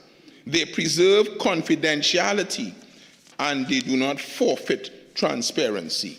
And that is what we say happens if this bill is allowed to be passed in its present state. This bill veils everything and can only invite suspicion, even with the soundest of decisions. Also, we heard, Mr. Speaker, bandied about that the bill encompasses practices of restorative justice. Maybe in his rejoinder, the Honorable Minister can tell us, where are the practices of VOM, victim-offender mediation? That's a key restorative practice. Where is the practice of the apology? Where is the practice of circles? Where is the practice of family conferencing? These are, Mr. Speaker, practices of restorative justice are not just words that you bandy about. They are actual things that are practices of restorative justice. This bill has none of them. It does not even, and I will come to the victim in a little while, it does not even accord the victim the prominence that restorative justice allows a victim. Because remember, Mr. Speaker, restorative justice is a lens that is parallel to that of the traditional criminal justice system. And what restorative justice says is this: in the traditional criminal justice system, the victim is just nominated as a witness, the virtual complainant. When your court matter is called, you come and you give evidence, and if you want, May I ask for my other 15 minutes, please, Mr. Speaker? The victim comes to court, and then the sentence is passed. In restorative justice practices, the victim is paramount. And from the outset, they're engaged. There is, if it is that the crime, Mr. Speaker, does not warrant one where the victim ought to be scared of the offender, there may be conferences, there may be the need for the apology, which the learning says transfers the power from the offender to the victim. Where is that in this bill? So, we, on this side, say that in this case, there are no restorative justice practices, and that is a fallacy by the presenter. We also raise the issue of institutional unreadiness and illusion of capacity. Clause 22 of the bill authorizes the Commissioner of Prisons to assign, and this is the code, suitably qualified prison officers as parole officers. Clause 23 requires a rehabilitation needs assessment for every inmate. But who would be these suitably qualified officers? Where will they be trained? At present, prison officers are custodial and not clinical. The bill presumes a transformation of the prison service into a social work agency. Has the Honourable Minister spoken with the 2nd Division, who are the representative of the prison officers, before this bill was brought? Where is that report? Where was the reference to that? Yes, you spoke to the Commissioner of Prison, we heard that. What about the representative of the prison officers? In the Canadian, the Jamaican, and the New Zealand framework, it separates custody from rehabilitation. Parole supervision is civilian, multidisciplinary, and community-centered. If it is that the prison system is already, and the prison officers are already overburdened by the number of prisoners in the jail, you are now going to give them more work by making them qualified, suitably qualified officers. Seriously? Was any thought really gone into for this piece of legislation before it was presented today? Equally, if parole eligibility depends on the completion of courses, the state must first ensure that these courses exist. What are these courses? Persons just cannot be denied release because the government cannot provide a course, a class. Legislation cannot substitute itself for infrastructure. And in this case, the infrastructure is non-existent. That is why we say that what we're doing here today, we engaging in mama guy. We're not dealing with the issues. We just here continuing, but the government presents its legislative agenda, and we will be prepared to answer it every single time. Clause 16, it shields members with the garb of immunity and employees of the board from personal liability once acts are done, quote, in good faith. This proviso is so broad, Mr. Speaker, that it may very well condone gross negligence and reckless disregard, and that will escape liability. The better approach, in our respectful view, is to confine immunity to acts of honesty reasonably performed during the course of their duty. Clause 42, arrest equals recall. Clause 42 decrees that parole ceases to have effect where a parolee is arrested or charged. That clause offends the Constitution, and it offends the principle, Mr. Speaker, of innocent until proven guilty. So a parolee is out, he's arrested, not convicted, And upon arrest, that's the end. Arrest is not guilt, Mr. Speaker. A verdict of guilty is guilt. How could you have a clause? That's why I said there's no thought in this.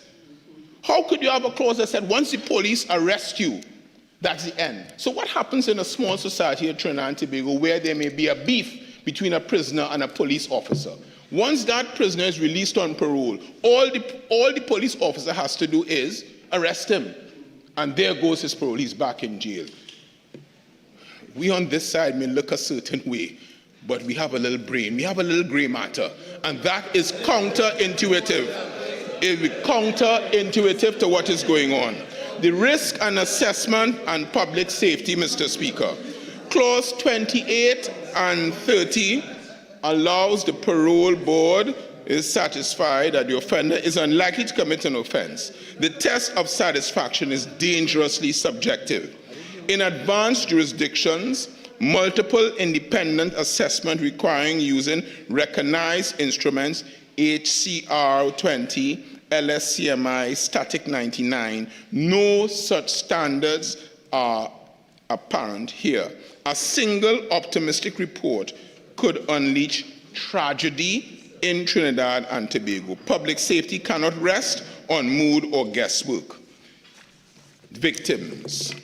We say that this bill in its present form has silenced stakeholders. The bill nods, and it's a perfunctory nod to victim. Clause 48 deems that their concerns are relevant but not determinative. That's a principle that applies, and I heard another pronouncement that there's no role for victims in our system. Now, yes, there's something called victim impact statements that is existing now. And yes, their concerns ought not to be determinative. But we say that the statutory right of victim impact statements ought to be included in this piece of legislation. Canada mandates detailed victim notification. New Zealand statutorily requires the board to receive and record victim submissions. Jamaica allows victims to attend the hearings through local committees.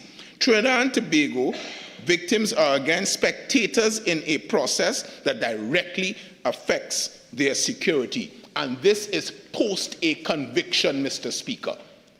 In other words, the victim has been properly identified as a victim because the person has been convicted.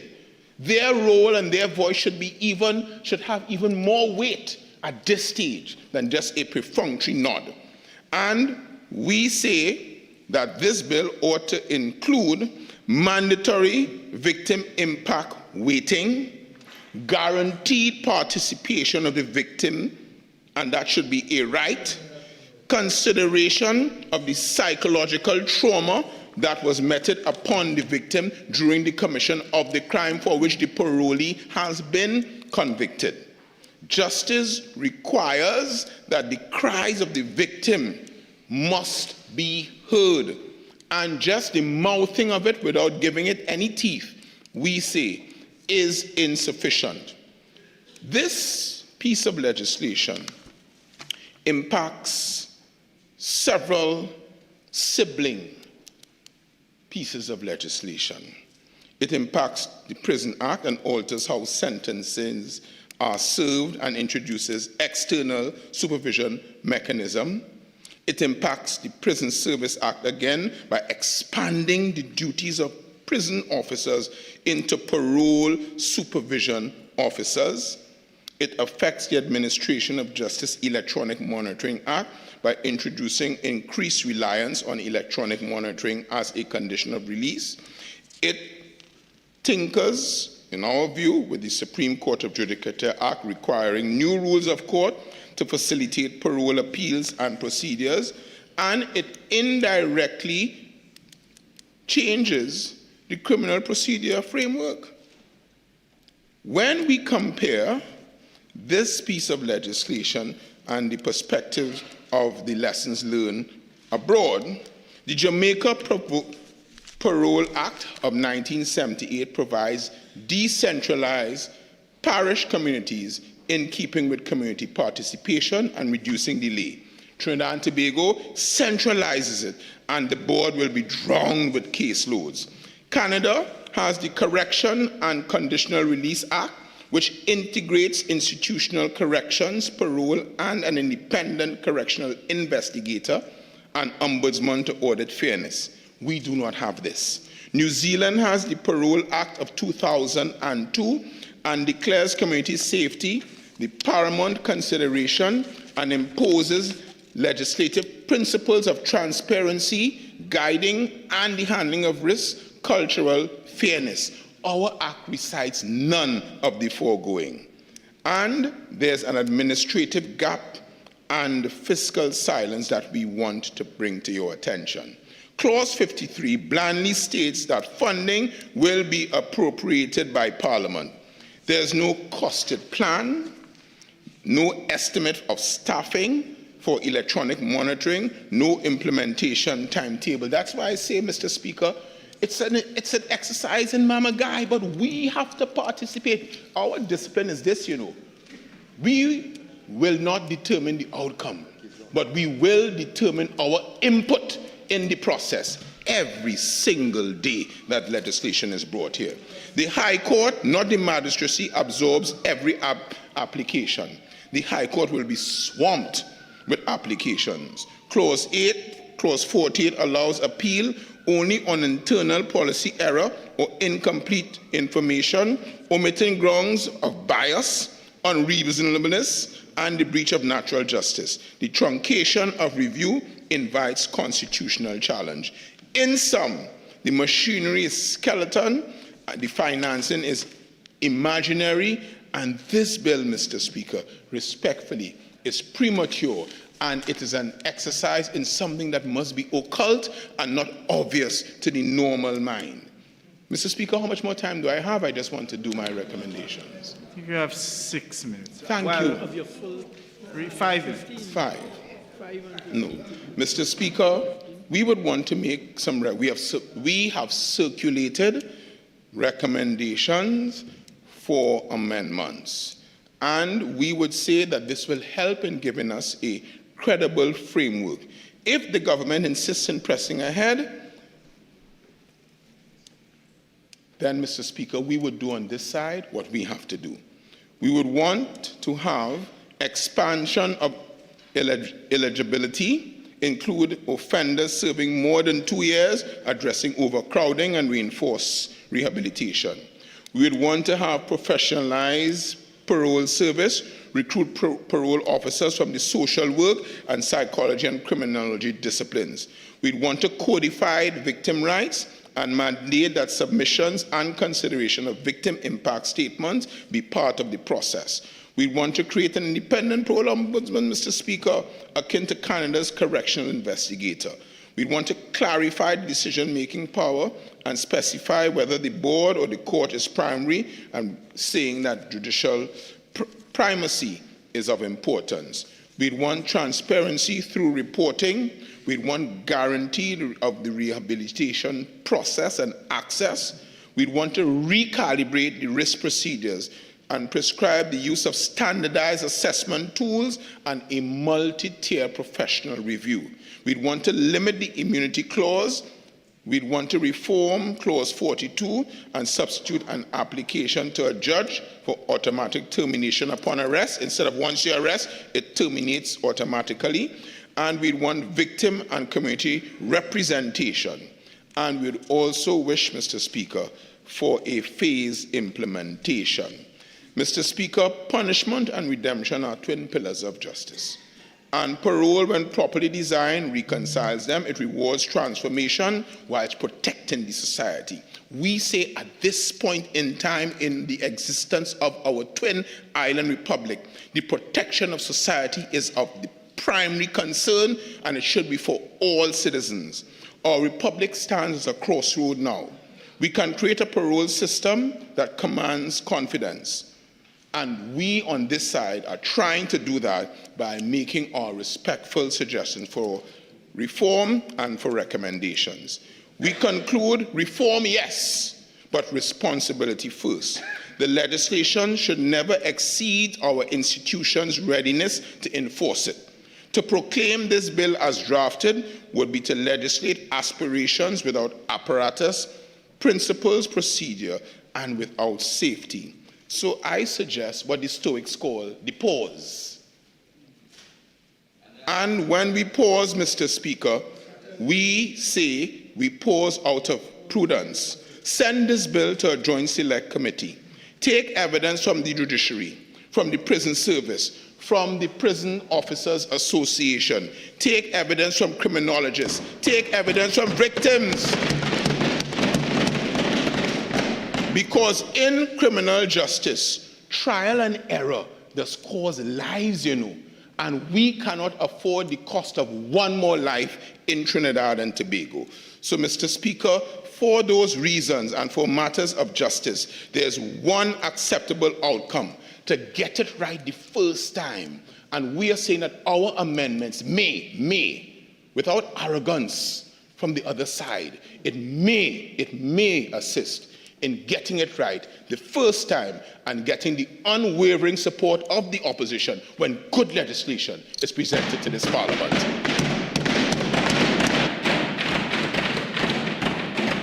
Member for Toko Sangagran.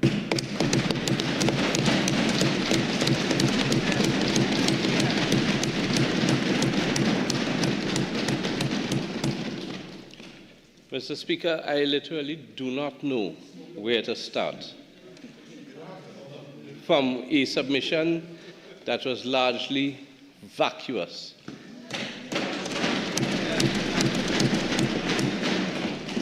A submission which revealed that the member for Port of Spain West Port of Spain South, simply skimmed through the bill and did not delve into any deep analysis of the provisions. So let me start with rebutting some of the things my friend from Port of Spain South said. He started out by listing a number of programs. And in listing these programs, he gave a long list. And he made the point that all of these programs are now gone. And he sought to make the point that with these programs, which have been in existence for so many years, and in one form or another, they simply changed the names. He simply said, with these programs in essence somehow contributed to a decrease in crime. What decrease in crime was he talking about? Because we've had these programs for 60 years. And in 60 years of PNM rule, what we've seen with these same programs that he says no longer exist, with these programs, the crime rate just went up and up and up.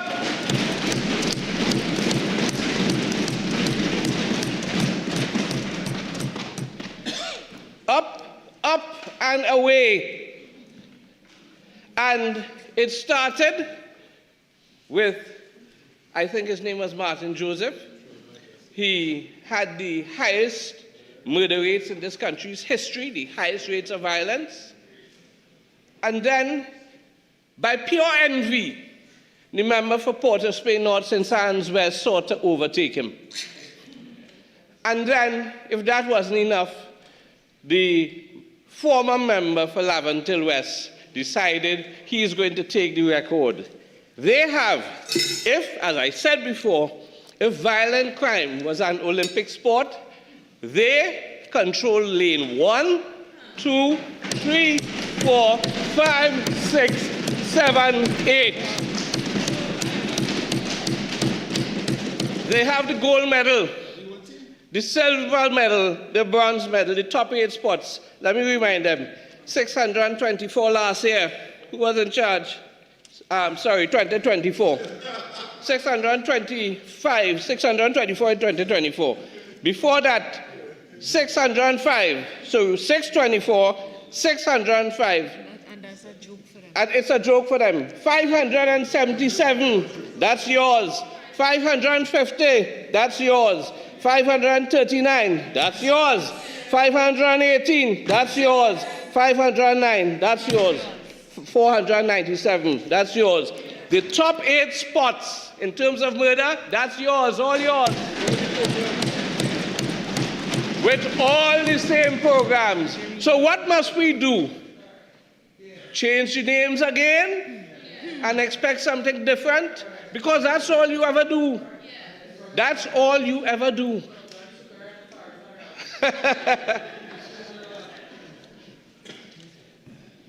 First across 300 murders, that's yours. First across 400 murders, that's yours. First across 500 murders, whose own? That's yours. And the first across 600 murders, that's yours. Yeah. So let's put that in perspective, because I heard during the contribution and now he's running away. He came, he talked about gluteus maximus, and then got all in a bunch, all wet, and runs away. But, Mr. Speaker, he said we should not be attempting to rewrite history. I just gave him the history.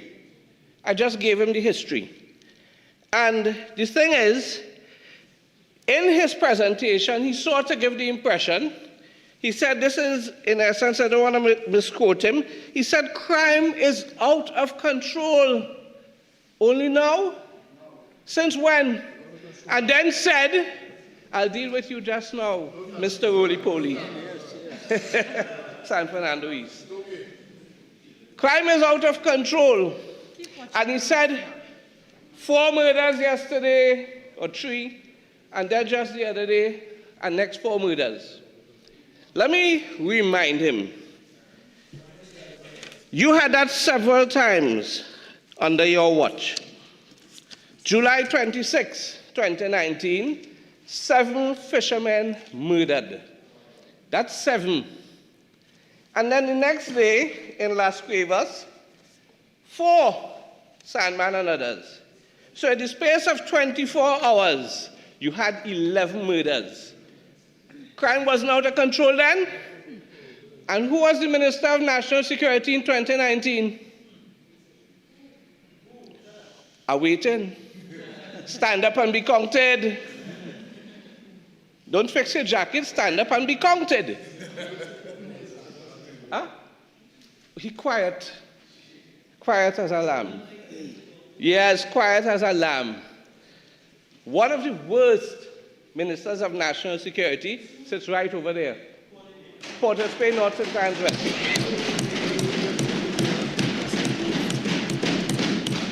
But has the gall, when 11 murders take place under his watch in one day, has the gall to come and call for resignations on this side? And you know what? What he is not saying is that his constituents are largely responsible for the most murders in this country.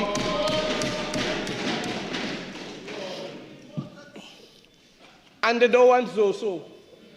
They don't want Zoso. But the people begging for Zoso. So, look at this.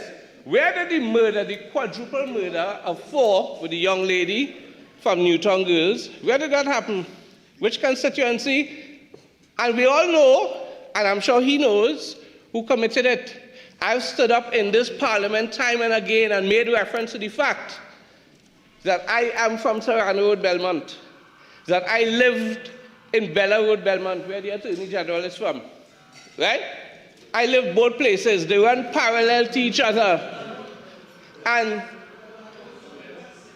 yeah, and one, Serrano Road cannot go into Bella Road, and Bella Road cannot go into Serrano Road. And he knows, I'm sure he knows, that the murders yesterday are connected to the murders in Lady Young, the quadruple murder. It's connected. So, and we know where they are from. We know, we've seen all the wakes and all the crying. We know Bella Road is in play. We know Serrano Road is in play. Where did the murders yesterday take place?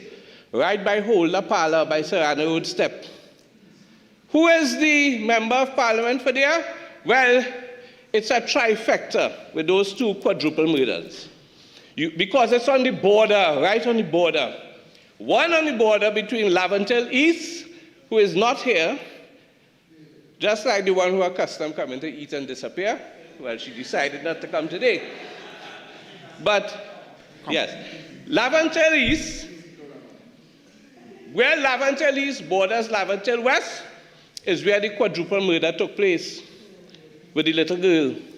And yesterday, Holder Parlor, the other quadruple, is where Laventille West borders Port-of-Saint South St. Anne's West. You want to know how I know? It took place 100 meters from where I grew up. But one of the worst ministers of national security have the gall to turn this into politics and for call for resignation.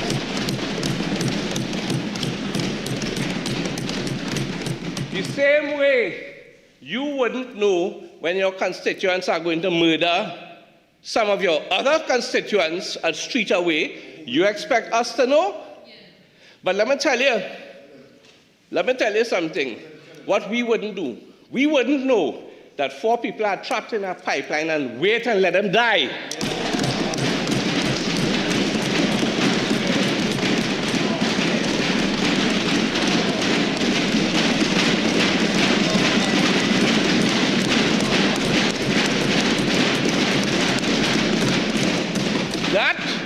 Those are the actions, those are premeditated. What else would you call it? And then you have the gall to stand up here.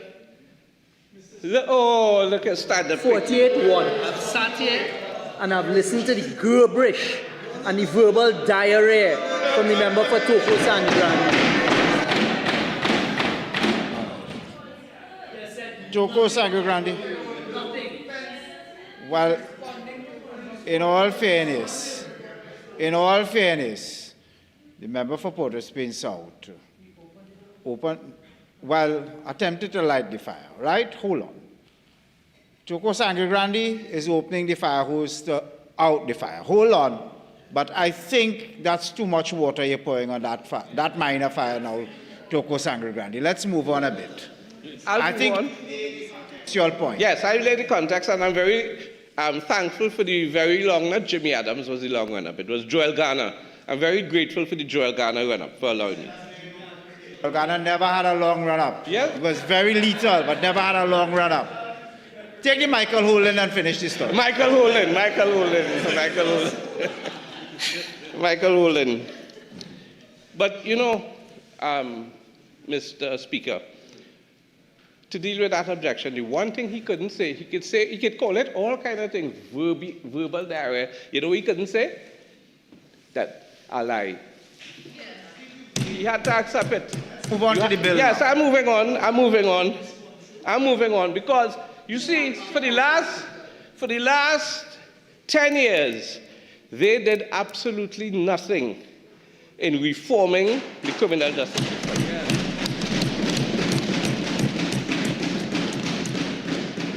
Everyone who understands parole understands the value of parole. And I'll get back to Port-of-Spain North and South just now. The value of parole it deals with, because the short point is, we have 98% of those persons who go to prison will at some point return to us. So what do? Leave them to come back out with that high recidivism rate? That's what they did for 10 years. And that's why we are where we are. And the short point is, once you understand criminal justice, and you understand the sentences of the principles of sentencing, you know that you have to deal with the offender who is going to return to you at some point. So if, as the Minister of Justice is saying, we have a recidivism rate where out of every 10 people going to prison, 5 or 6 are coming back out to commit offenses, then you have to deal with it. And that's what we are dealing with. So this not only deals with the proximal causes of crime, because stifling human resources is an initiative that treats with the proximal causes. But the root causes of crime, one of the roots, would be recidivism. So what we are trying to do, rather than their previous Attorney General did, which was to complain, I don't know if you remember, he complained that it costs $28,000 a month to mine a single prisoner. He lamented that. And anyone with an ounce of common sense would know that in a parole system, one of the things you treat with is overcrowding. Do I have to give way? Yes. I invite you to give. Yes, please. Thank you. Hema. Hema.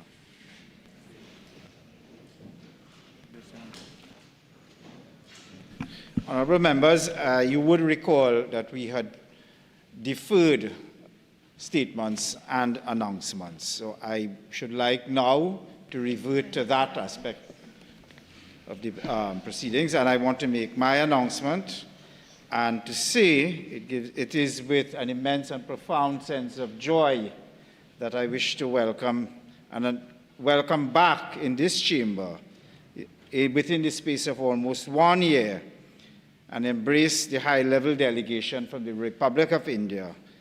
In this regard, members, please join me in acknowledging the presence of Dr. Subramaniam Jaishankar, External Affairs Minister of the Republic of Trinidad and Tobago, of India, I beg your pardon, and his delegation who have graciously joined us at today's sitting of the House. Can I invite you all into parliamentary style?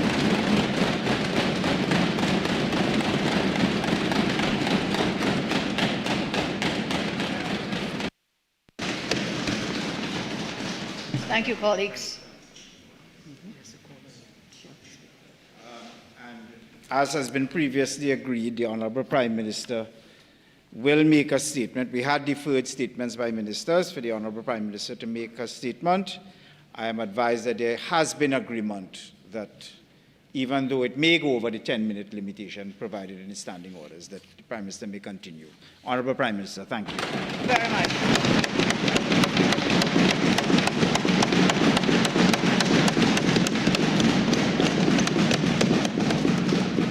Mr. Speaker, maybe it was a Freudian slip when you recognize our esteemed colleague as coming out of the Republic of Trinidad and Tobago. May I also take a moment to say we would welcome him to also be of Trinidad and Tobago. Welcome, welcome, Doctor. Thank you very much.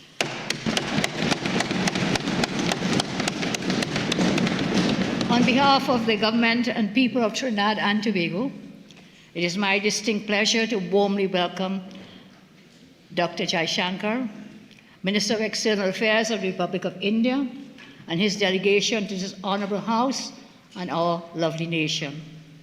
As Speaker has mentioned, this is his second visit to Trinidad and Tobago in less than a year, following Prime Minister Shri Narendra Modi's historic official visit in July 2025.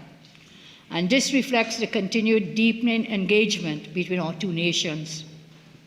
Minister Jaishankar is widely regarded as one of the foremost diplomatic and strategic minds in international affairs today.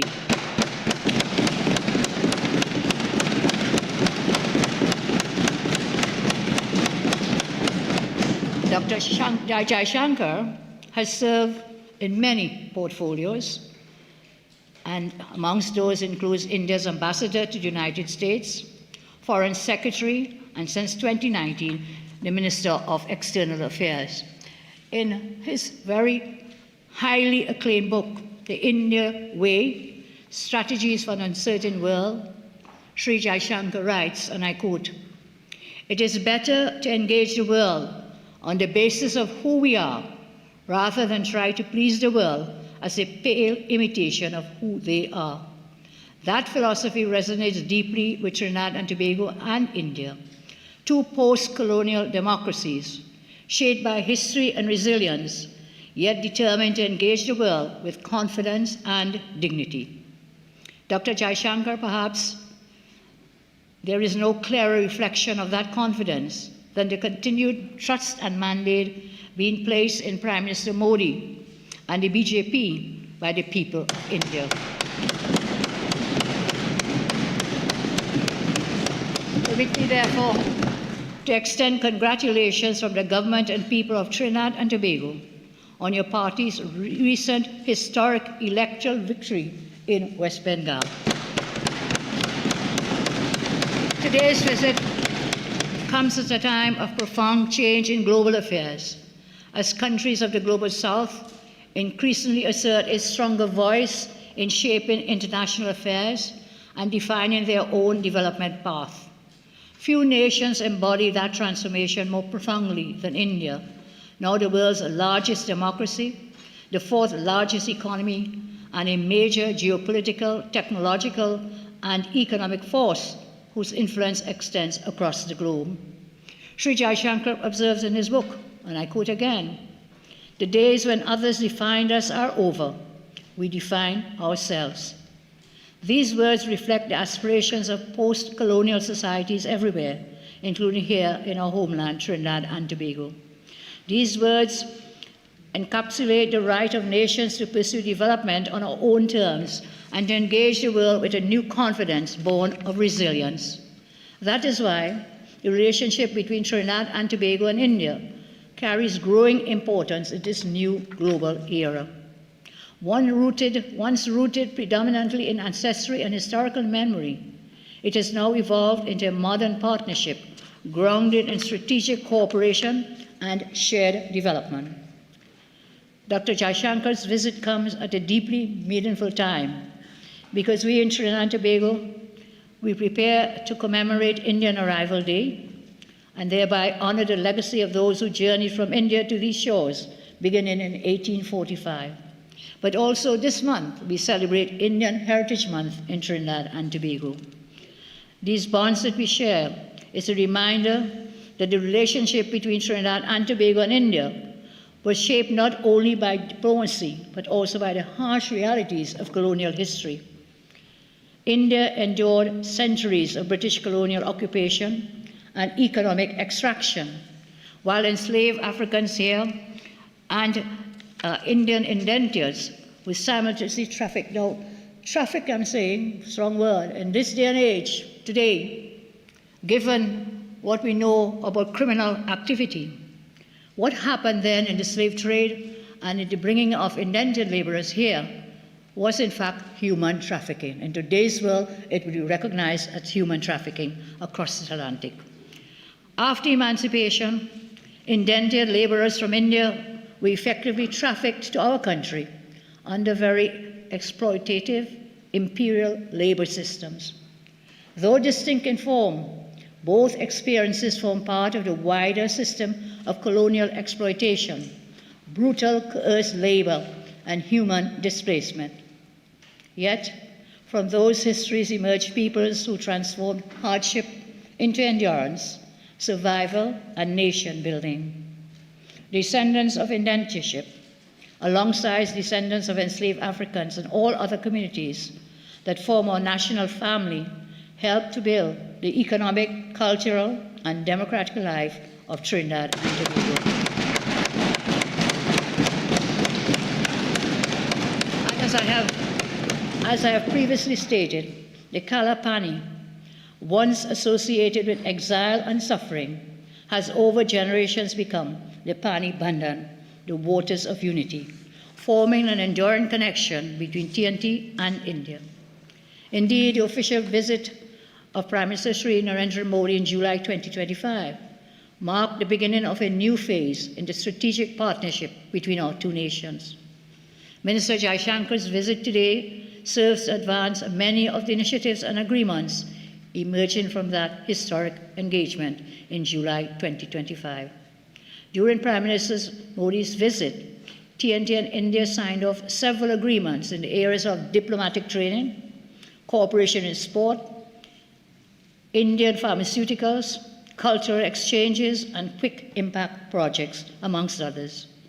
These agreements establish frameworks for cooperation in public sector training, healthcare standards, youth development, cultural exchange, and community-based initiatives. And later today, this afternoon, several additional MOUs will be executed in the areas of economic and financial cooperation, strengthening bilateral investment and trade, tourism cooperation, expanding tourism and people-to-people exchange, digital cooperation, modernizing heritage preservation systems, more quick impact projects supporting community-level development, solar PV energy cooperation, advancing renewable energy goals, and the revival of the chair of Ayurveda at the University of the West Indies, strengthening educational, medical, and cultural cooperation. Collectively, these agreements that we share today reflect the continued transformation of our relationship, TNT and India, into a deeper strategic partnership centered on practical cooperation, innovation, and shared development. Mr. Speaker, importantly, I am heartened to announce that 1 year later, India has honored and delivered upon the commitments made by Prime Minister Modi made last year, July 2025. Prime Minister Modi had pledged to donate 2,000 laptops in support of our government's secondary school laptop program.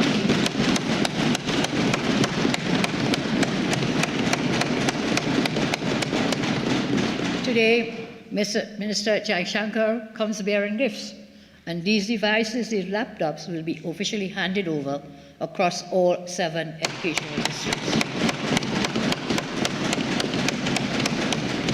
I also acknowledge now the students representing schools from across TNT who have joined us today in the Rotunda on this occasion. Last year, we started with the artificial limbs. More than 800 citizens benefited from that limb fitment initiative. Again, that was supported by the government of India.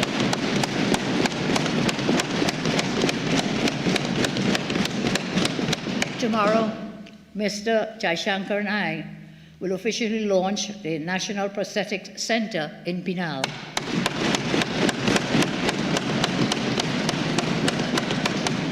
Again, special thanks to the government of India, which has allowed us now to have a permanent limb fitment center in Trinidad and Tobago. Let me also thank special thanks go also to Jaipur Foot, USA, who have contributed to this initiative. In the coming weeks, Trinidad and Tobago will also receive 20 hemodialysis units. 20 hemodialysis units. You know, we have a lot of persons needing that kind of care, dialysis care. We will be receiving again, courtesy Prime Minister Modi and the government and people of India.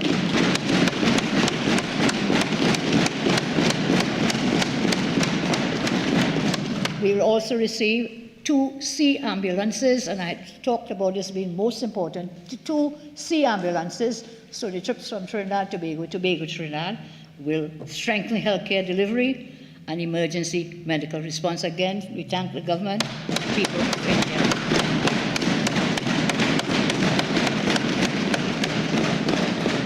India has additionally supported the establishment of an agro-processing facility at Brechin Castle, Couval, again through grant funding for the government and people of India, for which we thank them sincerely.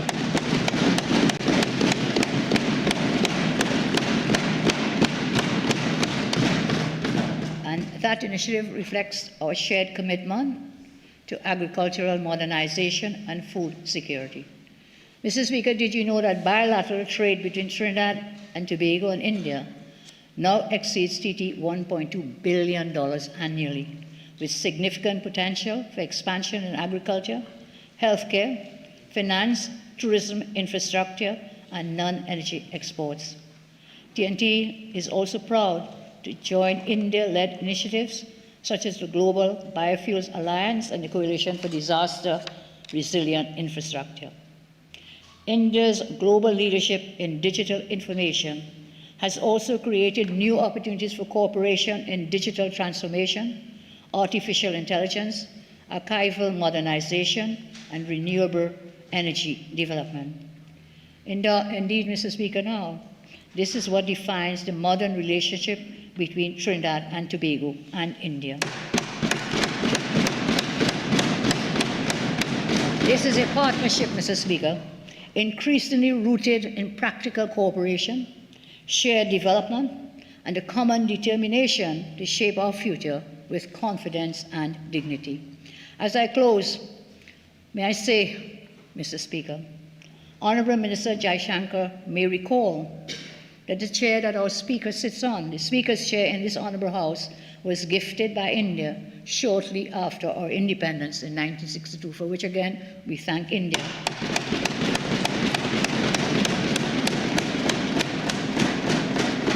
This chair, I remind you, has the inscription, "From the people of India to the people of Trinidad and Tobago."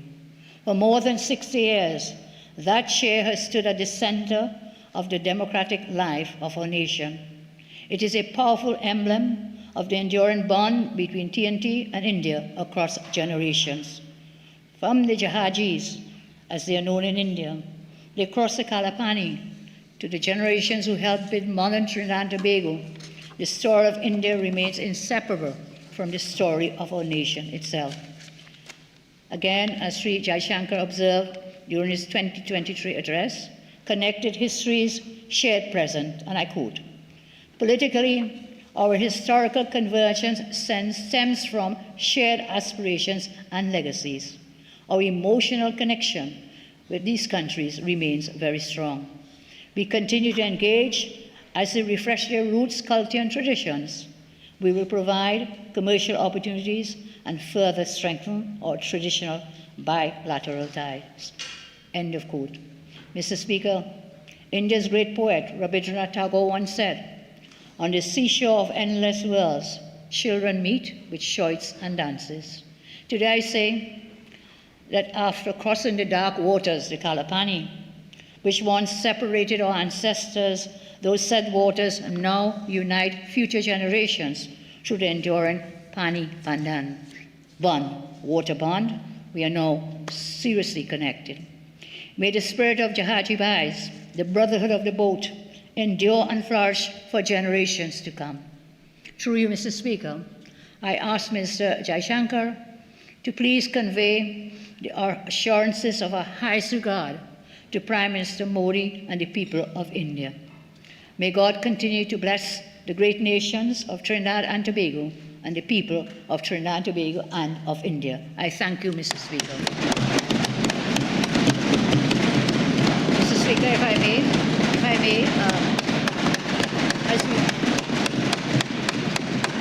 thank you. As we take the break, can I ask that everyone is invited to join us in the rotunda for the handing over of the MOUs and the laptops? With your leave, Mr. Speaker, I thank you very much. Honourable members, it's now 4:33.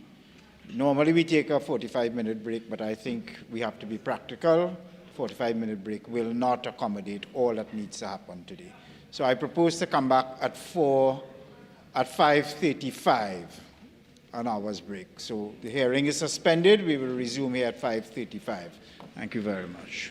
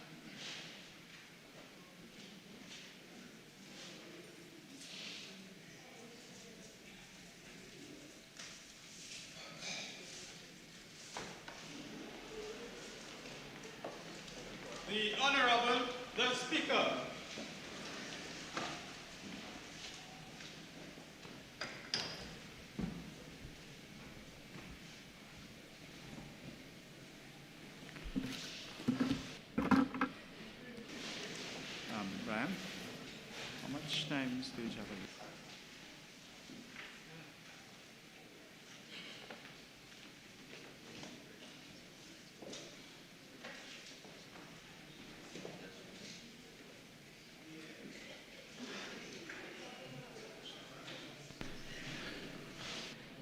Member for Toko Sangre Grande. Can I remind you that you have 15, when you broke off, you are taking 15 minutes. You have 15 minutes of regular time. 15, yes, please. Thank you kindly. Now, Mr. Speaker, before I go into the government of the bill before us, allow me just to respond to some of the utterances that came out from Port of Spain South. Now, Port of Spain South tried to make the point that persons on parole should be brought back before the judge who sentenced them, who first sentenced them, and made heavy weather of the fact that the bill makes no provisions for that. I really find it troubling that such an argument could be made, because there are scores of persons who have been sentenced at one time or another and then had to be resentenced many years later after the judge who had passed the original sentence had either retired and in most cases had died. So I don't understand what was his issue with that, because that's standard. That is standard. Judges retire, judges die, people move on. So the fact that the bill does not make provision for the same judge who sentenced you, that he has to re-sentence you after parole, that's a nonsensical argument. Totally nonsensical.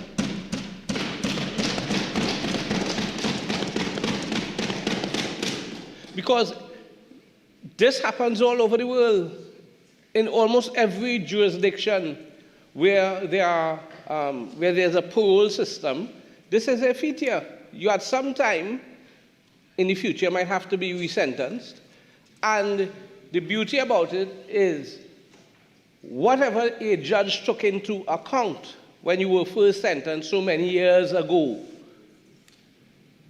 might very well form part of the historical setting and might not be relevant at the time when you are being resentenced on parole, when recommendations for parole are being made.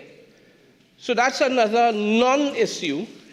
And I gather that apart from only one point, Port of Spain South came here.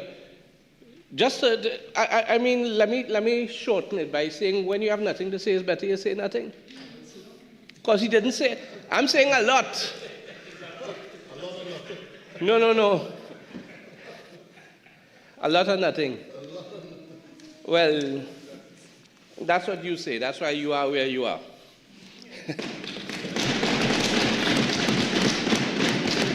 Because what you all did for the last 10 years is a lot of nothing. Yeah. In terms of crime, you all did absolutely nothing in the last 10 years. You can't point to anything. Mr. Speaker, point of order, 48.1. Can the minister get to the bill that we are debating? Well, I think he was until he was distracted by San Fernando East. So perhaps if we don't throw out distractions, we may get along. So, remember, let's just move along. I'll skip along and ignore the blob. So, Mr. Speaker, let me... Wait now, who faster than San Fernando East? What do you mean? Let's not, okay. Let's nip this in the bud. Let's nip this in the bud. Yes. Remember, Toko Sangre Grande, if it is you use any insulting or offensive language towards any member on that side, do the right thing. You know the right thing. I don't have to employ you to do the right thing. Well, I'll withdraw it, but if it continues, No. I'll respond. No. Yes. Guided. Well, for stating that you're fat, that's a fact. All right. Okay, Toko. Let's just get along. Get on with it, shall we? Mr. Speaker, 48-4, please. I would like an apology. The member hurt my feelings. Facts are stubborn things, but let's move. Mr. Speaker, I rise on 48-4. It's one thing, Mr. Speaker, to joke about the very insultive and degrading language continuously from Toko Sangagrandi. It is not a joke to be calling members in this House all kind of disgusting and offensive language and is laughed off in this House.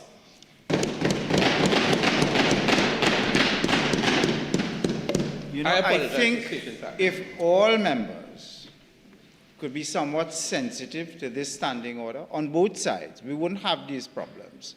Toko Sangagrandi, listen, you're a very experienced advocate. Don't be distracted by that. So shall we just withdraw, apologize, and let's get on with the business at hand, shall we? I withdraw and apologize. Yes, so, but it doesn't change the fact. Yes, so anyway, right, so, you hear that? No, I have a lot to say, but if you keep provoking me and then complaining. Right. So, Ms. Complain, we intervene, but yet you know, you're a disciplinary fire starter. That's what it is. Let's just stop it and move on. It's late. Thank you, Mr. Speaker. So let me move on to the other point made by Port of Spain South, because they seem to have a problem with everything in the bill, not realizing that we didn't reinvent the wheel. This is basically a replica of something that works. So he made the point that these parole boards, they meet in camera. They meet in camera for obvious reasons. So I don't understand what was the point of that, because at the end of the day, the parole board simply makes a recommendation. And when the recommendation is brought before the court, courts sit as open justice. Only in very limited circumstances would a court sit in camera. So there's nothing, as he seems to want to suggest, that we are hiding something, that the parole board is, in essence, hiding and taking away from open justice. Because all the parole board does is receives applications, they process it, they summon witnesses, they allow, even the victim is summoned if he wishes to. Doesn't have to be in person, the bill makes provision for it to be done virtually. And they consider all of the representations made, and once that is done, they make a recommendation to the court, which the court in any event is not obligated to follow. The court has its own discretion. And what the court does, again, for those who may have been misled outside of this House, what the court does openly in public. Right. So, well, he said that the bill is by no means novel. Of course it's not novel. That's the point I just made. So this point here that he complains about, that says it defeats the ends of open justice, this is a feature of almost every parole bill. But of course, he had very little to say. He again said there's no parliamentary oversight. But if you read the bill, you'll see that there are provisions that the reports and so on are laid in Parliament.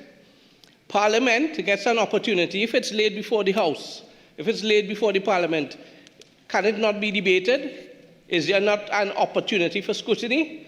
Of course there is. So again, this is another instance of him having nothing to say and basically just trying to make up the 45 minutes.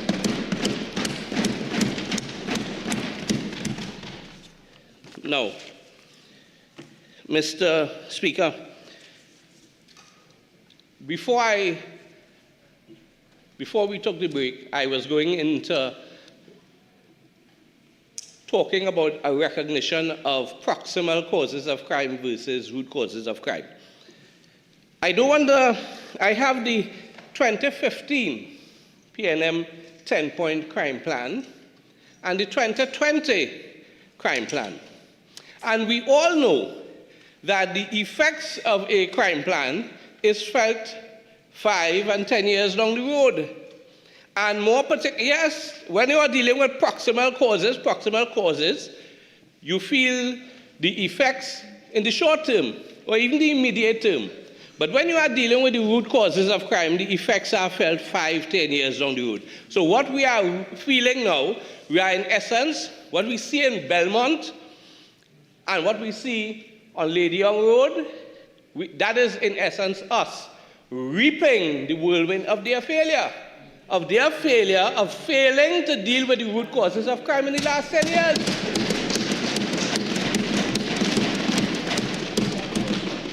So let me demonstrate how this bill deals with root causes. Because, you see, you can deal with root causes from one perspective when the lion is still a cub. You can deal with it by trying to ensure that there is social and economic justice so that persons in disadvantaged communities like Belmont, which falls in Port of Spain North, St. Anne's West, and persons in communities in Port of Spain South and Laventille West and Laventille East, you can seek to ensure that there is socio-economic justice. They've done little to treat with that. So that, in essence, starts from around the time when the child enters preschool coming up. So you make sure that they are on equal footing with their counterparts in West Moorings and these places. But there's another part of root cause, and it's here.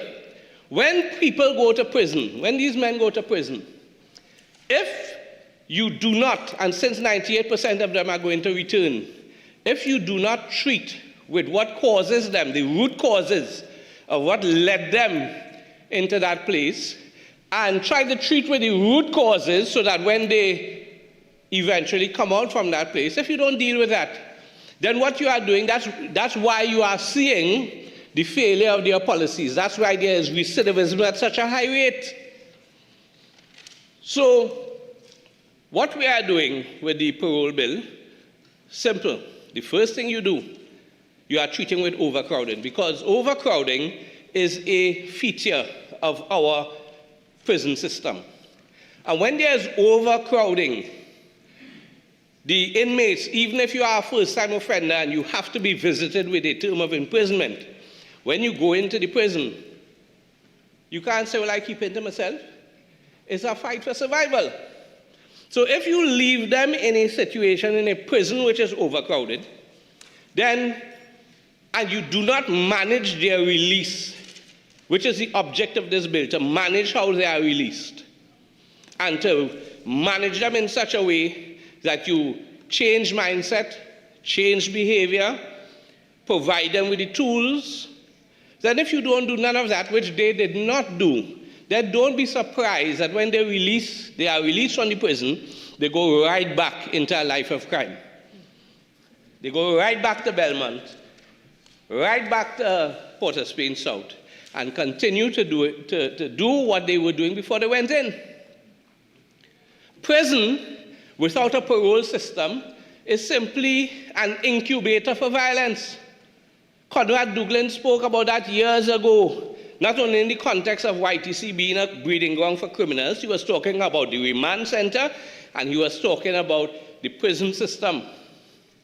And if you do not seek to enable change behavior from these inmates, if you do not seek to empower them, and you simply, one day they are in prison and the next day when they are released, you simply throw them back to the wolves, what do you expect? Whilst they are in there for the entirety of their sentence, if we do not have these programs, if we do not provide the incentive, and the incentive is if you behave yourself, if you do not engage in violence, if you do not break the prison rules, if you take part in certain programs for rehabilitation and so on, then in some cases, well, you are, not in some cases, the law says, the bill says, You are entitled to parole at one point, quarter, and then half at another juncture. And it is structured in such a way that there is a temporary absence program so that you are allowed out of the prison but supervised, and you are allowed out of the prison to attend programs that can make you employable, attend programs that deal with anger management, counseling, all of these programs. It's a structure. 15 minutes? Yes, please. Thank you. So you have this phased system where there's temporary absence from the prison. You are allowed out a number of outings for a number of hours so that you take part in the journey towards rehabilitation. At some point, once you are certified, that you've done the programs, then the board would look at what has been done, and you are allowed to engage in work. So you'll have in essence what is partial parole, where you are released, you are allowed to work, and you are allowed to stay at a minimum security facility to prepare you for the world that you have to return to. And then there's full parole, because once you get past the partial parole and you are fit, and the board says you are fit, and the court recognizes that you are fit for release, that you no longer pose a danger to the victims, you no longer pose a danger to society, then you are allowed full parole. So what you have is a system where the inmate has a choice. When he goes into prison with this bill, he's told, listen, you are eligible for parole at such and such time. And if you behave yourself, if you avail yourself of these programs, then you move forward and your term of imprisonment can be cut short. But of course, if you don't, and you want to remain part of the gangs and so on, then that's on you. But what we are doing is we are providing an opportunity for them. And you see, it is in recognition that certain things lead to recidivism, guaranteed. Because when you go into prison for a long sentence and you don't have this option that you are eligible for parole, as far as you know you are here for 10 years, that seems so distant away. A lot can happen in 10 years. You lose your spouse. You want to lose connection with your children because you know you're not a good example and you don't want your own children to come in here to hug up a boy. What is being solved? So you don't want that. And a lot of times what happens is people isolate themselves. Oh, I'm sorry. I heard that. Withdraw it. Withdraw. Apologize. Apologize. A lot of times, they isolate themselves. And this process of self-isolation can lead them back into the networks, in the jail. You either get into some kind of radicalization, you get into some kind of violent gang, you are part of an incubator for violence, you are a part of a network. And before last year, when we plucked out the ringleaders and put them down in Tetron, you know what our prison system was? It was a command center for violence, a command center for murder. So what we've done bit by bit, we know all of who were calling the shots, we've moved them.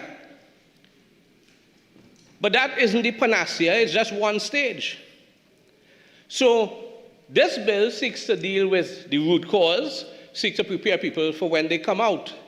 And one of the beautiful things about this bill, during your period of incarceration, it seeks to ensure that there is a connection, that the family connection remains. Because once you have a family connection and a community connection and a connection with the church and the positive community groups, then you are on the way to positive rehabilitation. But that's not what they had. That's not what the PNM had in mind at all. In their system, you serve your prison term, and one day you're in prison, and the next day you're just out of prison. Not at all equipped for your return to society to reintegrate in a positive manner. So that is what this bill is about. because in this bill, it also makes provisions for the conditions of your release. And some of the conditions, everything is spelled out in the bill. It recognizes the value of family relationships. It recognizes that one of the things that is needed is constant monitoring, hence the electronic monitoring. It recognizes the value of community. It recognizes the value of making you employable, fiscal responsibility. It also recognizes that one of the largest contributors to the level of violence that we see is because people are constantly on drugs, on cocaine, marijuana, even alcohol. So this bill makes provisions so that a condition of your release is that you not take drugs, that you not abuse alcohol, so that if at some point, as the bill makes provisions, you are called back and you are forced to undergo some testing, of course you can refuse and then you feel the consequences of it. But it's there, the provisions ensure that you are monitored, because if you are not engaging in antisocial behavior, then there's a greater likelihood that you'll be welcomed and your reintegration will be better. That's the purpose of this bill. This bill also makes provisions that when you are released, you do not go back into the hands of the gangsters. That's one of the problems with the best of intentions, and I have to say Patrick Manning was well-intentioned, but a big misstep, which ceded authority to the gangs, is by reframing them as community leaders. Because we made them community leaders, and what did they invest in? Stocks and bonds or drugs and guns? So, with all his best intentions, that was one of his missteps. Not very many, he's a good statesman, was. But we've reaped the whirlwind. So that we have to ensure, through bills such as these, just like the probation of offenders bill, we have to ensure that a condition of your release is that when you come out here, the court has the power to tell you you are not to have weapons, you are not to associate with certain people, you are not to reside in certain places. All of these things, knowing that there's the threat of your parole being revoked, all of these things would help to push you along the straight and narrow so that you are eventually a positive contributor to society. I see, Mr. Speaker, I see you lean forward. Can I ask how much time I have? Because I have a lot to say. You have 7 more minutes. Right.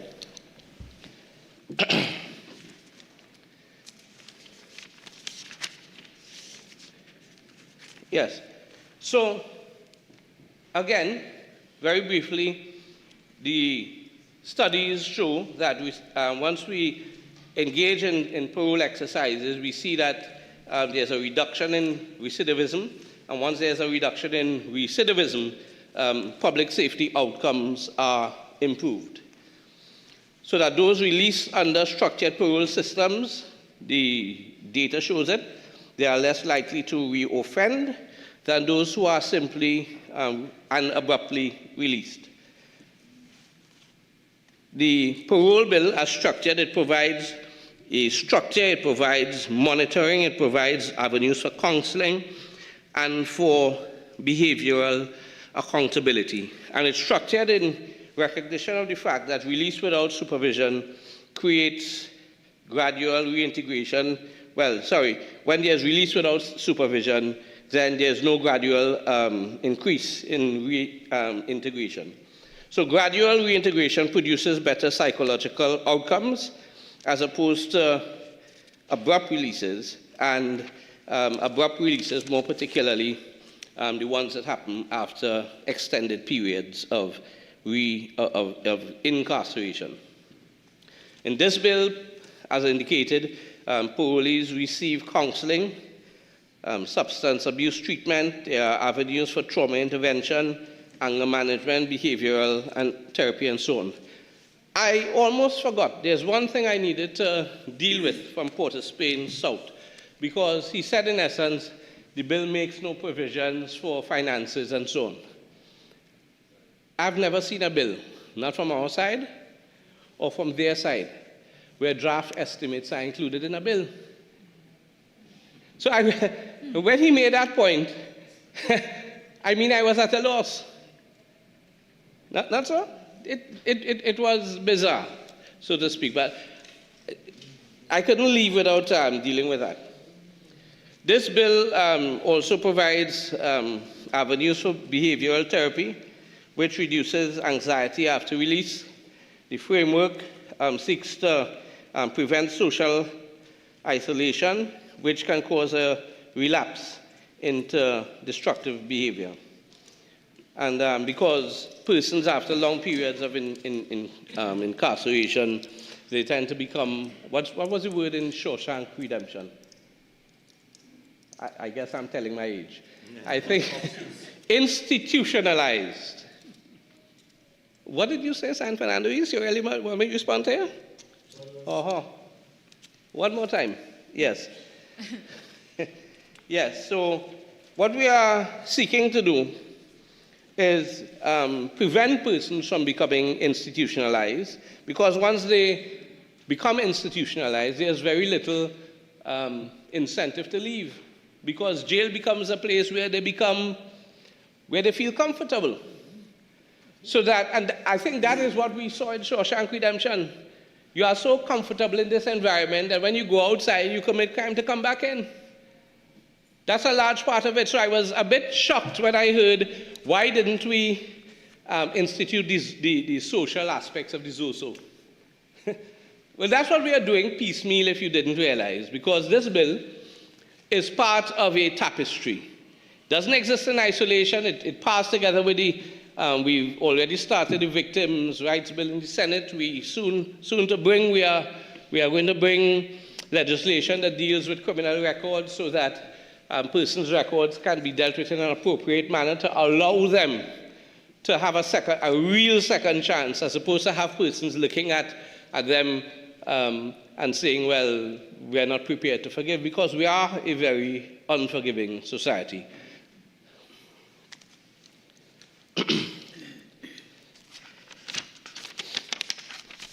Right. So, Mr. Speaker, how much? 3.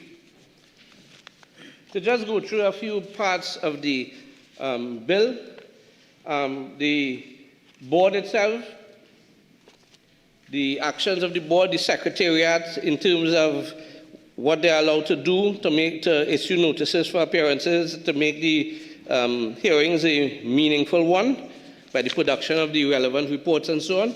It allows for a proper risk assessment to be carried out, so that we know who is eligible after 15 years in one instance for partial parole, and after 20 years in one instance. And these are spelled out in the bill. And again, the court gets the board's recommendation after the board hears representations, even from the offender himself or persons on his behalf. And it sets out the prerequisites. The bill sets out the prerequisites that are required if you are to be released. It makes reference to the programs, who are eligible. It makes reference to the requirement of psychiatric evaluations and psychological evaluations before release, and how that process is to take place, which involves the superintendent of prison in large part. And without going into too much, at clause 29, we see what is taken into account. One of the things, if the offender is unlikely to commit an offense. And of course, once you go through the prerequisites in section 29 that apply to temporary absence, it also applies to partial parole and full parole. So all of the factors, in essence, deal with the fact that you are punished, but also it takes recognition of the fact that there is another important sentencing exercise, which is the one dealing with rehabilitation. Because a few seconds. It cannot be meaningful if you are sending persons to prison and then you are not preparing them for release. We are simply going to end up in a continuous amount of violence that they have basically visited us with, those on the other side. So with those few words, Mr. Speaker, I thank you. For the Spain North.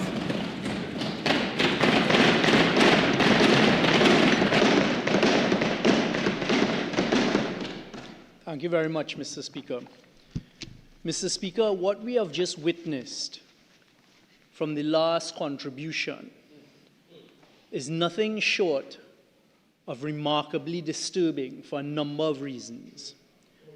First of all, I'd like to start with saying, as a representative for Port of Spain North St. Anne's West, along with my colleague from Port of Spain South and my other colleagues from Laventille East Mova and Laventille West, we wholeheartedly reject outright and condemn the last speaker for the derogatory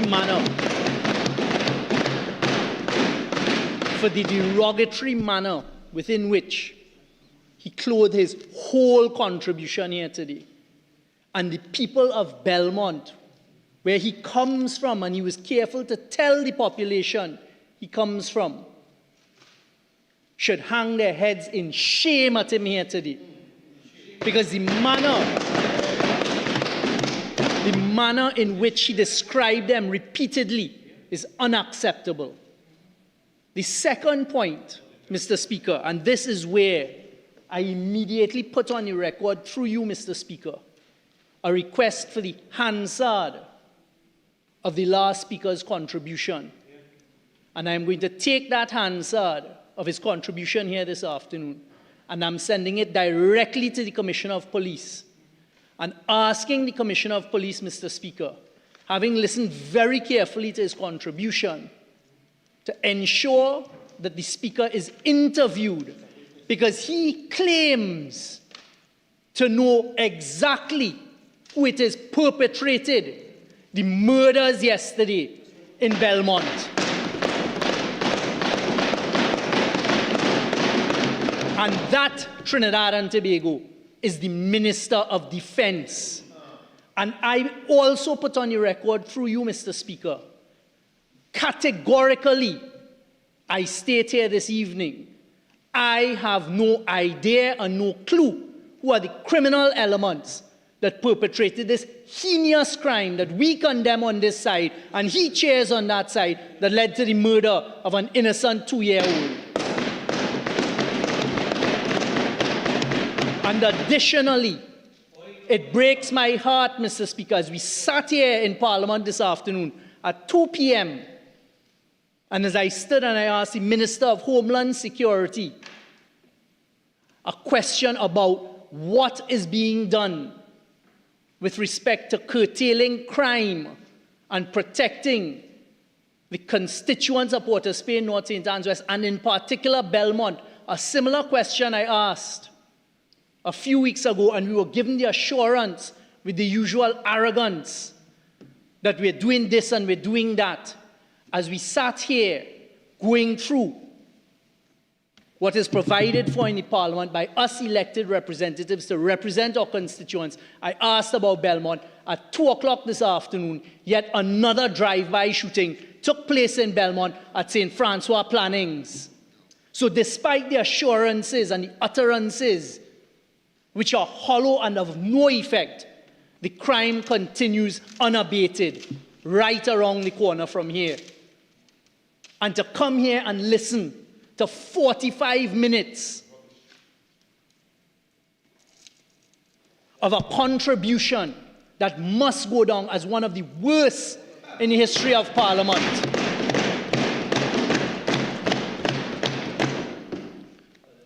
And what I would like to also say is a remarkable comment was made. One of them, we see what we see in Belmont and what we see on the Lady Young Road, part of the utterances of the last speaker in his derogatory references to the constituents of those two constituencies of Port of Spain, North St. Anne's West, and Laventille, and saying, well, what we see there, and we see the murders and what is going on, and we all know who. It is remarkable, but not surprising, that the Member of Parliament for Toko Sandy Grande did not refer to what we saw a few weeks ago with his financier who was assassinated in Sandy Grande, Toko.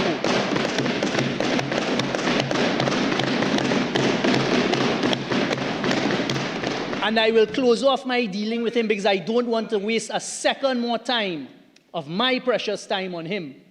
Is if his analogy used this afternoon is by mere fact of one being a member of Parliament, as he was suggesting, you should know who the criminal elements are and what the criminal elements are doing and reprisal killings and shootings and where they should be in Serrano Road as opposed to Bella Road, etc.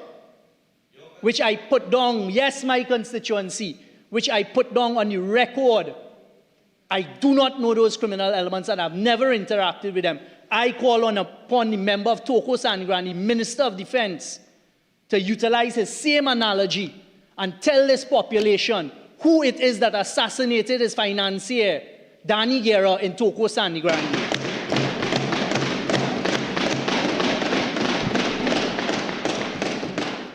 And now to move on to the important piece of legislation before us, which we heard nothing about from the previous member, apart from attempts to mislead the population, which I'll get to.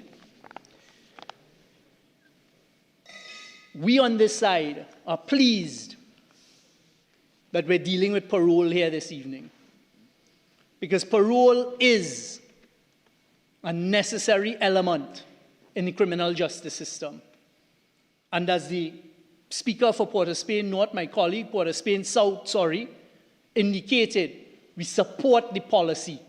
We support the principles of having parole and a proper working parole system. We have concerns about the legislation that has been brought before us.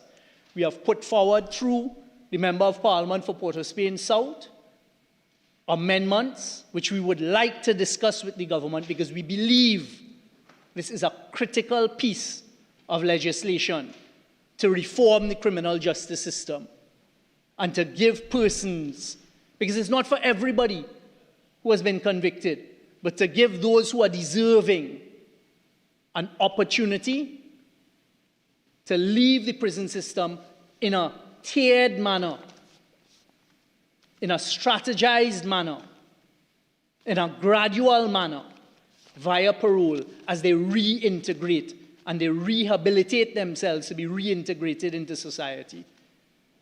And we ask, and I repeat the request, that it be sent to a joint select committee so we can sit in a very short period of time, along with the independent senators, the opposition senators, the government senators, and some from our house, and drill down and close whatever loopholes and lacunas there are, because there are some. And we want to see this be successful. Mr. Speaker, for the population, parole should serve as a rehabilitation tool. And it is also used as a mechanism to manage prison populations, especially in Trinidad and Tobago, where unfortunately, like the rest of our Caribbean neighbors, due to the old infrastructure that is the prison system and the rising amounts of criminality, all of our prison systems are overrun and overpopulated. It is a critical tool in managing a prison system. And it is a critical tool in addressing and providing those who want to be rehabilitated with the opportunity to get out of it. Because we all know these stories. And we've sat here and we've listened for years. In fact, the first state of emergency called by the government on the other side stemmed from what we were told was intelligence coming out of a real risk to national security coming out of the prison system. So we don't want those persons who are in the prison system, who have a chance at being rehabilitated, not to have the opportunity of parole. And that leads me to one of my first points. One of the first things we need to amend, and we suggest is amended with this piece of legislation, this proposed bill, is the definition of offenders. Because under the definition of offenders, it is only convicted persons, a person who is sentenced to serve a term of imprisonment of 10 years or more, including a life sentence, who can have the opportunity of parole. And respectfully, we say that is defeating a huge portion of those who should have access to parole. You look at the Jamaican legislation, which is where this legislation is largely premised on, and in Jamaica, Mr. Speaker, the time frame is to be eligible for parole, you're serving a custodial sentence of more than 12 months, and you've served a third of that sentence, or more than 12 months, whichever is greater. To set the bar at 10 years, we respectfully say, is too high, because you have a whole host of less serious offenses that have been committed, persons who have been sentenced, who should have the opportunity to come out in the tiered system that is proposed by this legislation. So that is one of the amendments we immediately suggest. You see, because, Mr. Speaker, parole is a risk management strategy rather than a reward for good behavior. It is generally understood that the effectiveness of a parole system depends on three interconnected factors. One, you must have an accurate risk assessment, which leads us to another concern, because when we look at the bill before us, we see good attempts to ensure that there's proper risk assessment. Risk assessment in this meaning that those who want to apply for parole, those who are eligible due to the passage of time, the authorities charged with the responsibility would do proper assessment, psychological assessments, assessment of behavior, how they may best integrate, reintegrate into society, the risk that they are to coming back out into society. And we must make sure it is properly resourced. And we have a serious concern, knowing the prison system, because we struggled with it, and I guarantee you those on the other side will as well. The prison officers are appointed by the Public Service Commission, and our government has no ability to speed that process up, try how you may. And what you face in the prison system with the prison officers, and you hear the Prison Officer Association drawing reference to it all of the time, is a huge number of vacancies and an under-servicing of the prison system via prison officers. But what this legislation is seeking to do is give an additional burden to prison officers by having them appointed as the parole officers. And they must get specific specialty training to perform that duty well. And we want to ensure that the resources are properly provided. We want to sit with the government and find out how can we help to ensure you get more prison officers. Has the time come now for contract officers to be used instead of the prison officers for the parole system? Contract officers, because we have so many young people who are highly educated through the policies of the People's National Movement, with a wide host of skills that would fit the bill here, but are prison officers who are already overworked, overburdened, and have a different type of skill, because it is not easy having to deal with the prison service. Should they now be required and watered down and stretched to carry out this important rule? These are the types of conversations that should take place at a Joint Select Committee, because we are committed to work with the government to get this right. But we cannot sit here and see the problems that are coming and the problems with the legislation right in front of us, like a bar of 10 years, and just abandon our duty to draw it to the government's attention and to offer to work with them to fix it and to better it. the second interconnected factor in a successful parole system is strong community supervision. There is no doubt whatsoever that currently that does not exist in Trinidad and Tobago. I was happy to see that the bill does provide for electronic monitoring. And one of the questions we have, and I asked the Minister of Justice, maybe to provide the information when he responds. How many electronic monitoring devices are there now? How much are available, etc.? Because that is going to be an important component in this parole system. Because we simply do not have the number of bodies to monitor it. And we heard admission here this afternoon from the Minister of Homeland Security say something that when it was said by a previous Minister of National Security, the country jumped down on him. But it is the truth, and the Minister for Homeland Security knows because he came from the police service. He said that they cannot have a police officer everywhere all the time. As the member for Tunapuna has returned to the chamber, I returned to a point I made in your absence this afternoon, Minister. Unfortunately, as we were having our question on Belmont, there was another drive-by shooting in St. Francois Plannings, and a 16-year-old was shot. Well, you correct the record when you have the opportunity, but that is what we have been told. And I will be happy if that is not true.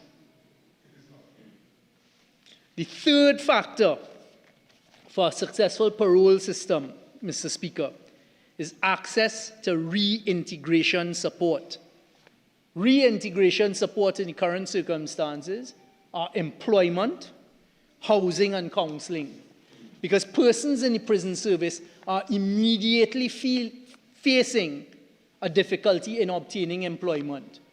And I was saddened and disgusted by the member for Toho Sanigrani as he used his whole contribution to denigrate and to make derogatory comments about persons from Belmont and Lavantil and Port of Spain South. Because it is that same stigmatism by him who got the opportunities from Belmont that make it difficult. Because when you add that to those who may have been convicted and serving a sentence, how do they now go out there and get any form of employment? Imagine a Minister of Defense standing up like jolly St. Nick Santa Claus, laughing and saying, oh, and criticizing and attacking as though he's doing something good. But all he has done is added more stigmatism and more scorn on people by their geographic location. Is that where we've reached in this parliament? Thank God you've not heard that from those on this side, and you wouldn't hear it. Because actions speak louder than words. And the most painful part is the hollow, shameful boast at the beginning that he came from Belmont. That stigmatism makes employment extremely difficult. And the government has a huge task. And we're willing to work with them to find ways to provide the opportunities, because employment is a critical part of rehabilitation. And unfortunately, and it needs to be said, and I know it, and many on this side will know it as well as representatives in your constituency, the programs that were the first programs to be shut down, the CPEP, the URP, the reforestation, and some of those programs provided that employment. You have it when you're walking in your constituency, the young men saying, Mr. Young, I want to find a job. I can't find a job because of the same stigmatism. So much less now you add a sentence, a prison sentence, a conviction, and it can be for a very minor offense. And that is why we say the bar of 10 years is too much. Add a schedule, put it lower. You have young people who are making mistakes with their lives. They don't have the guidance that's necessary. That is why we had the Ministry of Youth Development and National Service. And I plead with the government here today, those programs were critical to provide the opportunities. You may not know it because you may not have experienced that. But those are also now critical elements for the success of a proper parole system. So, Mr. Speaker, the government has to tell the population how it intends to carry out the implementation of this legislation. And those three factors, how are we going to do it? How are they going to do it and fulfill accurate risk assessment, strong community supervision, and access of reintegration support? We've had it. We on this side will not bury our heads in the sand. We have persons on bail who their condition of bail is to report to a police station in a particular district at a particular day. And when they're going to do that, they are then shot at outside the police station. To have a proper parole system where you're going to have community supervision. How are you implementing that? How is it being done? Especially in a time where resources are limited.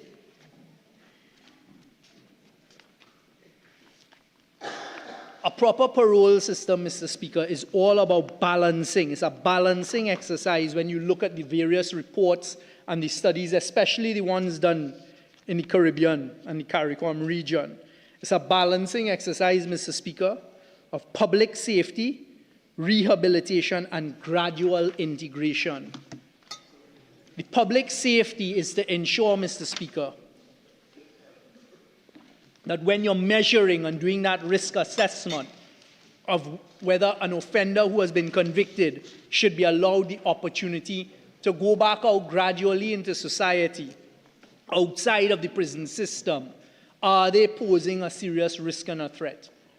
And Trinidad has very different elements to large developed states. I heard the member for Arangwes St. Joseph talk about we must aim for developed world status. Absolutely.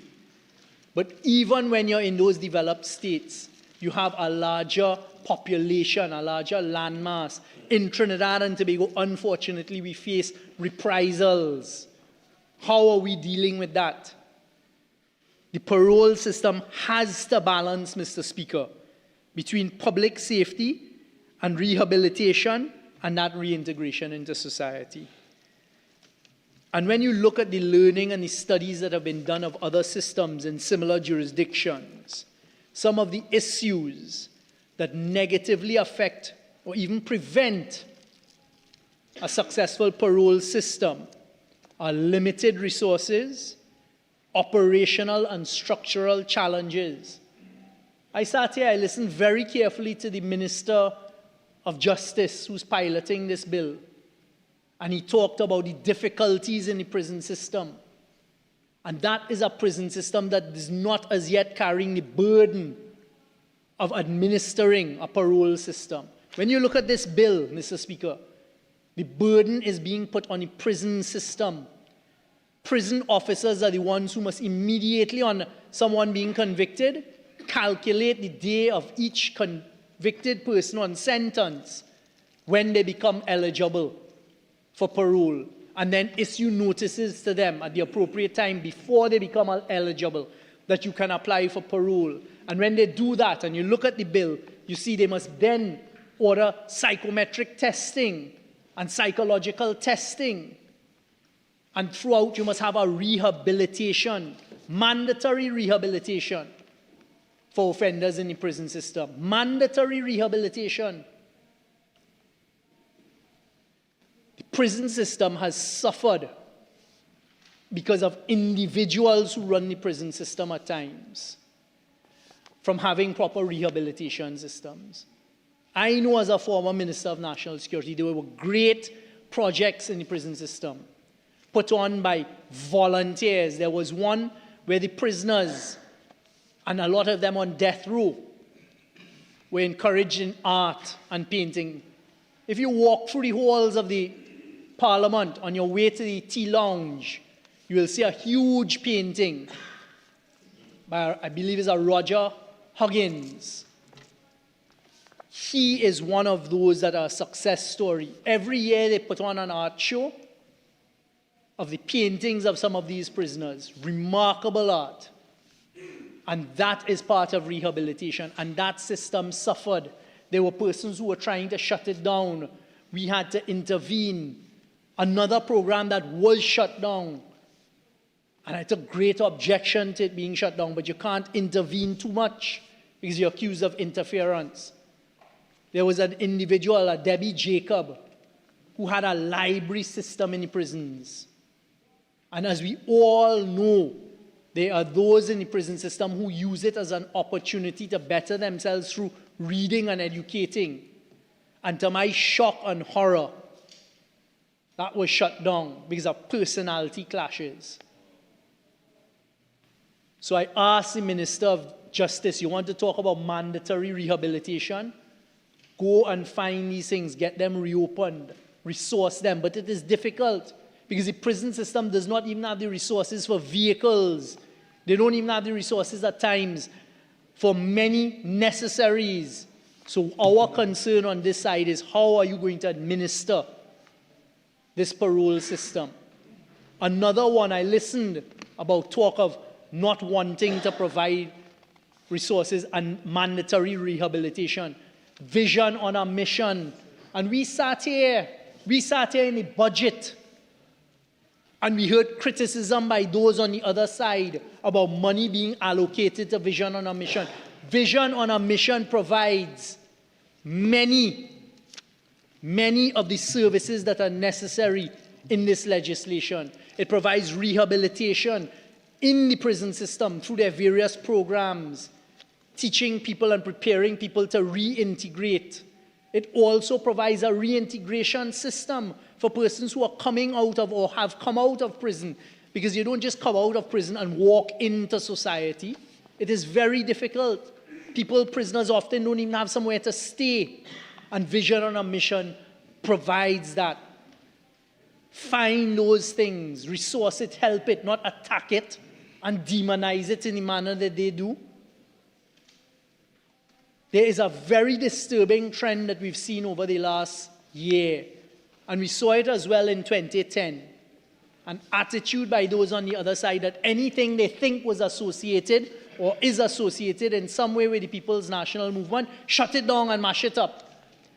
And this afternoon again, this evening, the member for Toko Sanigrandi exemplified that by his continual, what he thought was a smart attack, but by his attacking the communities of Belmont, Port of Spain, South, Lavantil.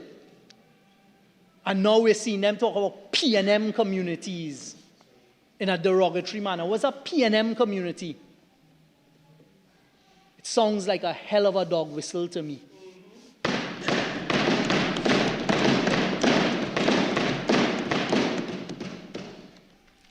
We haven't heard anything from those on the other side about the risk assessment and how that is going to be performed.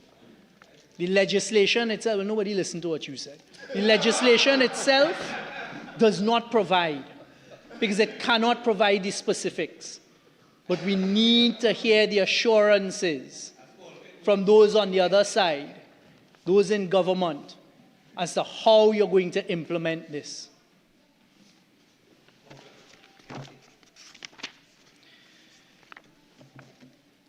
Another suggestion we have, don't use the prison officers as the parole officers. They're already overburdened, they're stretched, they may not have the qualifications, and then to go and get the qualifications, what you're doing is depleting the numbers.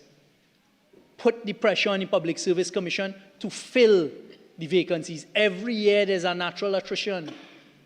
So you have to get ahead of that curve to fill the vacancies. Looking specifically at some of the provisions of 15. How much again? 1 minute, unless I'll you want. take that and the 15. Thank you very much.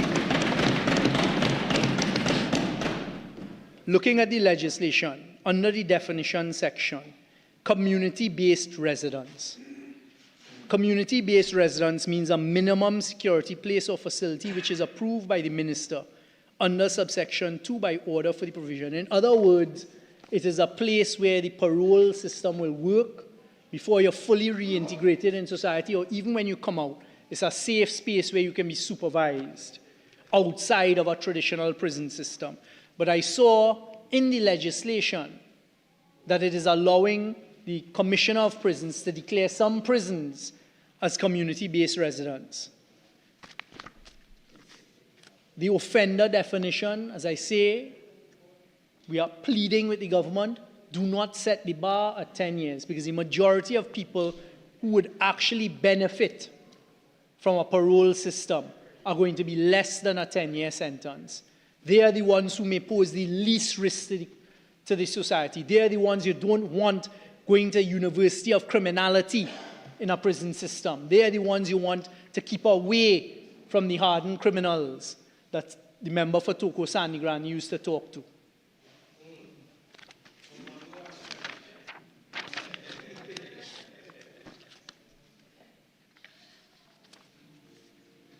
I see here that at Section 3, subsection 2, for the purposes of this Act, the Minister may, after consultation with the Commissioner, by order subject to negative resolution of Parliament, approve a minimum security place or facility as a community-based residence for the provision of accommodation.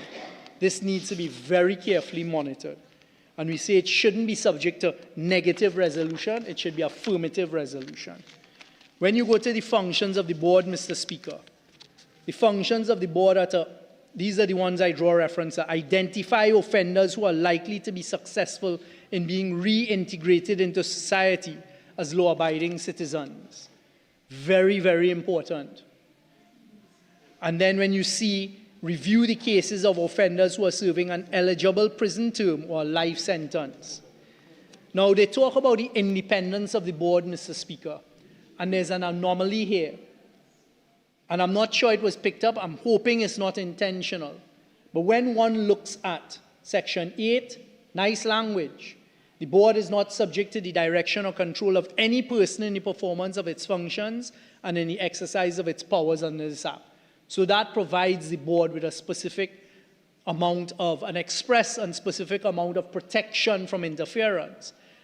But when you go now to the appointment of the board at Section 9.1, and then you compare that to Section 11, this is the anomaly.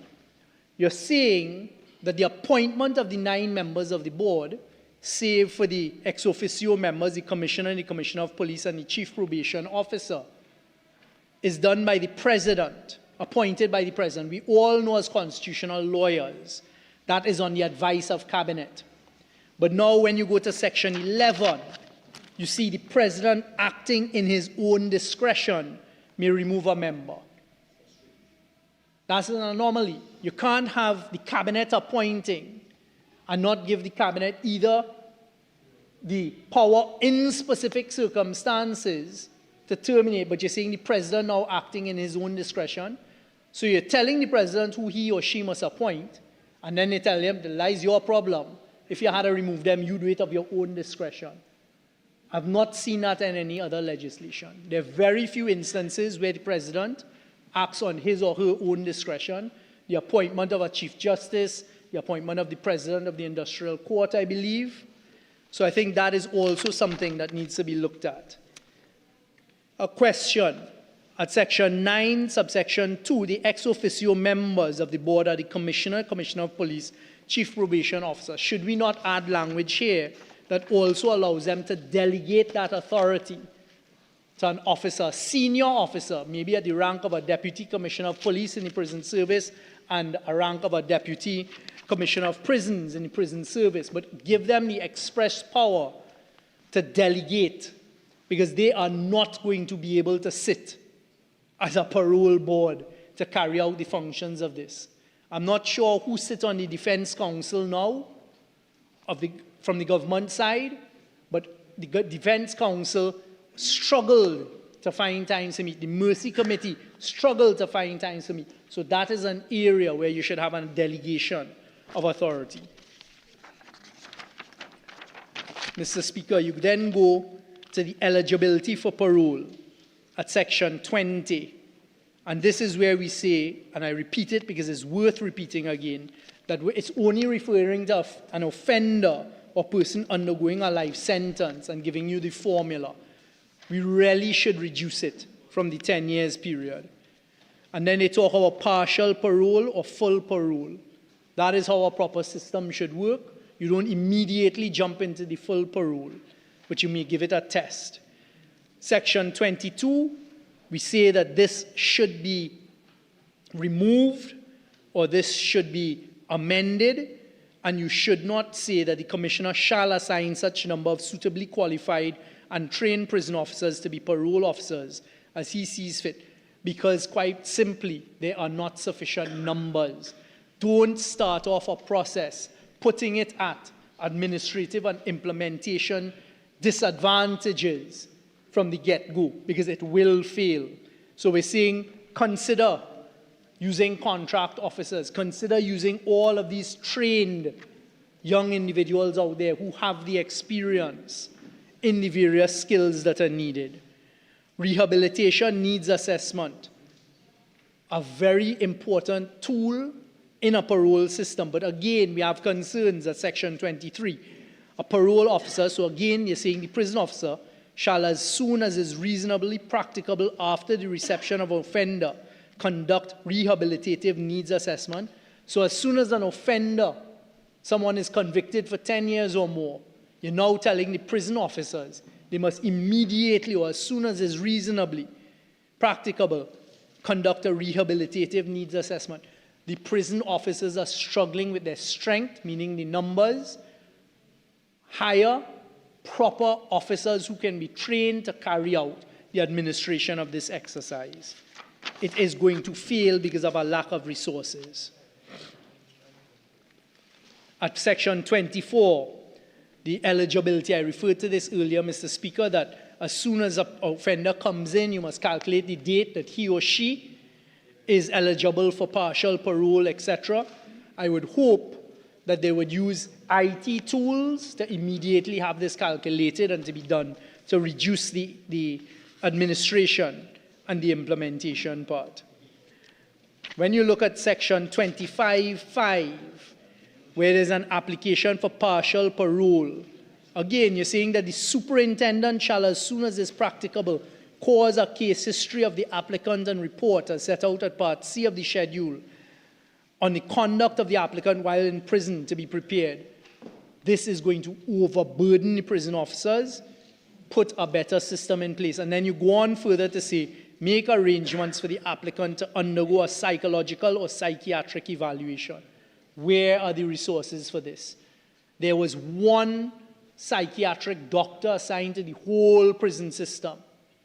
He or she is not going to be able to perform all of the parole exercises and the undergoing of psychological or psychiatric evaluation. They set out the tests that are to be used in the recommendation for partial parole, the grant of temporary absence, the grant of work release.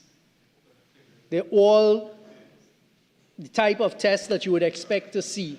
But again, Mr. Speaker, we're asking to the government to consider sending this to a joint select committee so we can sit with them, work with them and any others to try and get this thing right, and especially it would be useful to have come before that joint select committee, the prison service itself, and maybe even the Public Service Commission to tell them that we're concerned about the implementation and the administration of this piece of legislation.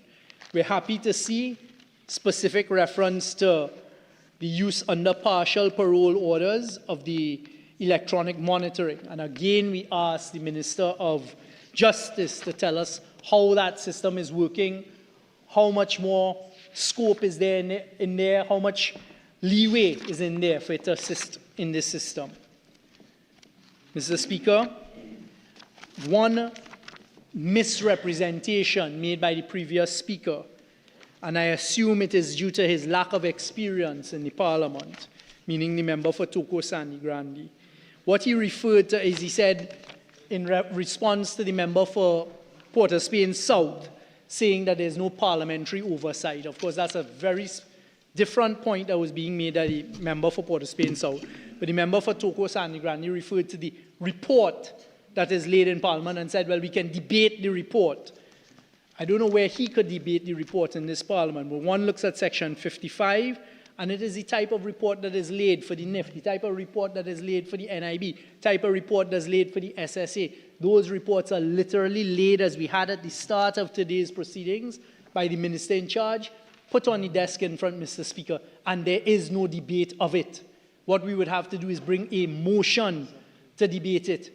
And even in that motion debating on a report, it is not the type of accountability and oversight that was being referred to. So one, by the laying of a report, does not automatically equal to a debate. But in his arrogant way, and in between his attacks of Belmont and Laventille, that is what he was saying. Yeah, different type of... Enough of that, enough of that. And then what we have here is offences. This should excite the member for Toko Sandy Grande. Offences. Mr. Speaker, what we say under section 56, when one looks at the first offence that is listed, it is not proportionate to the sentence. It's too lenient.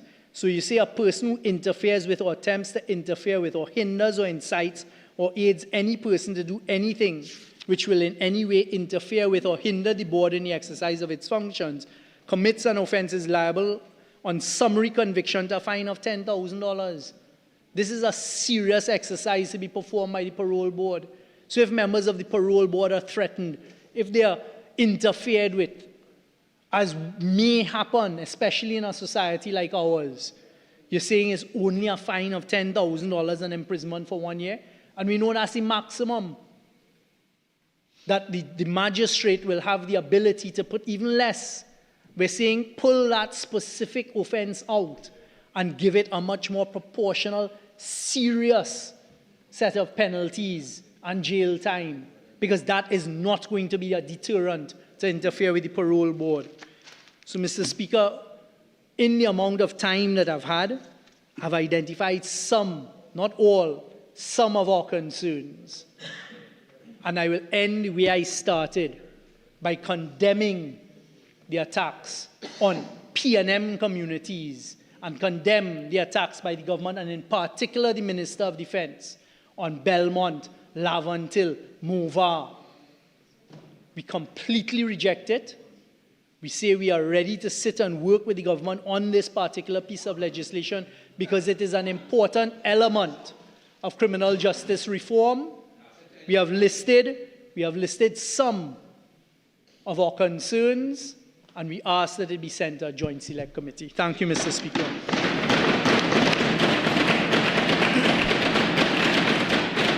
Leader of Government Business.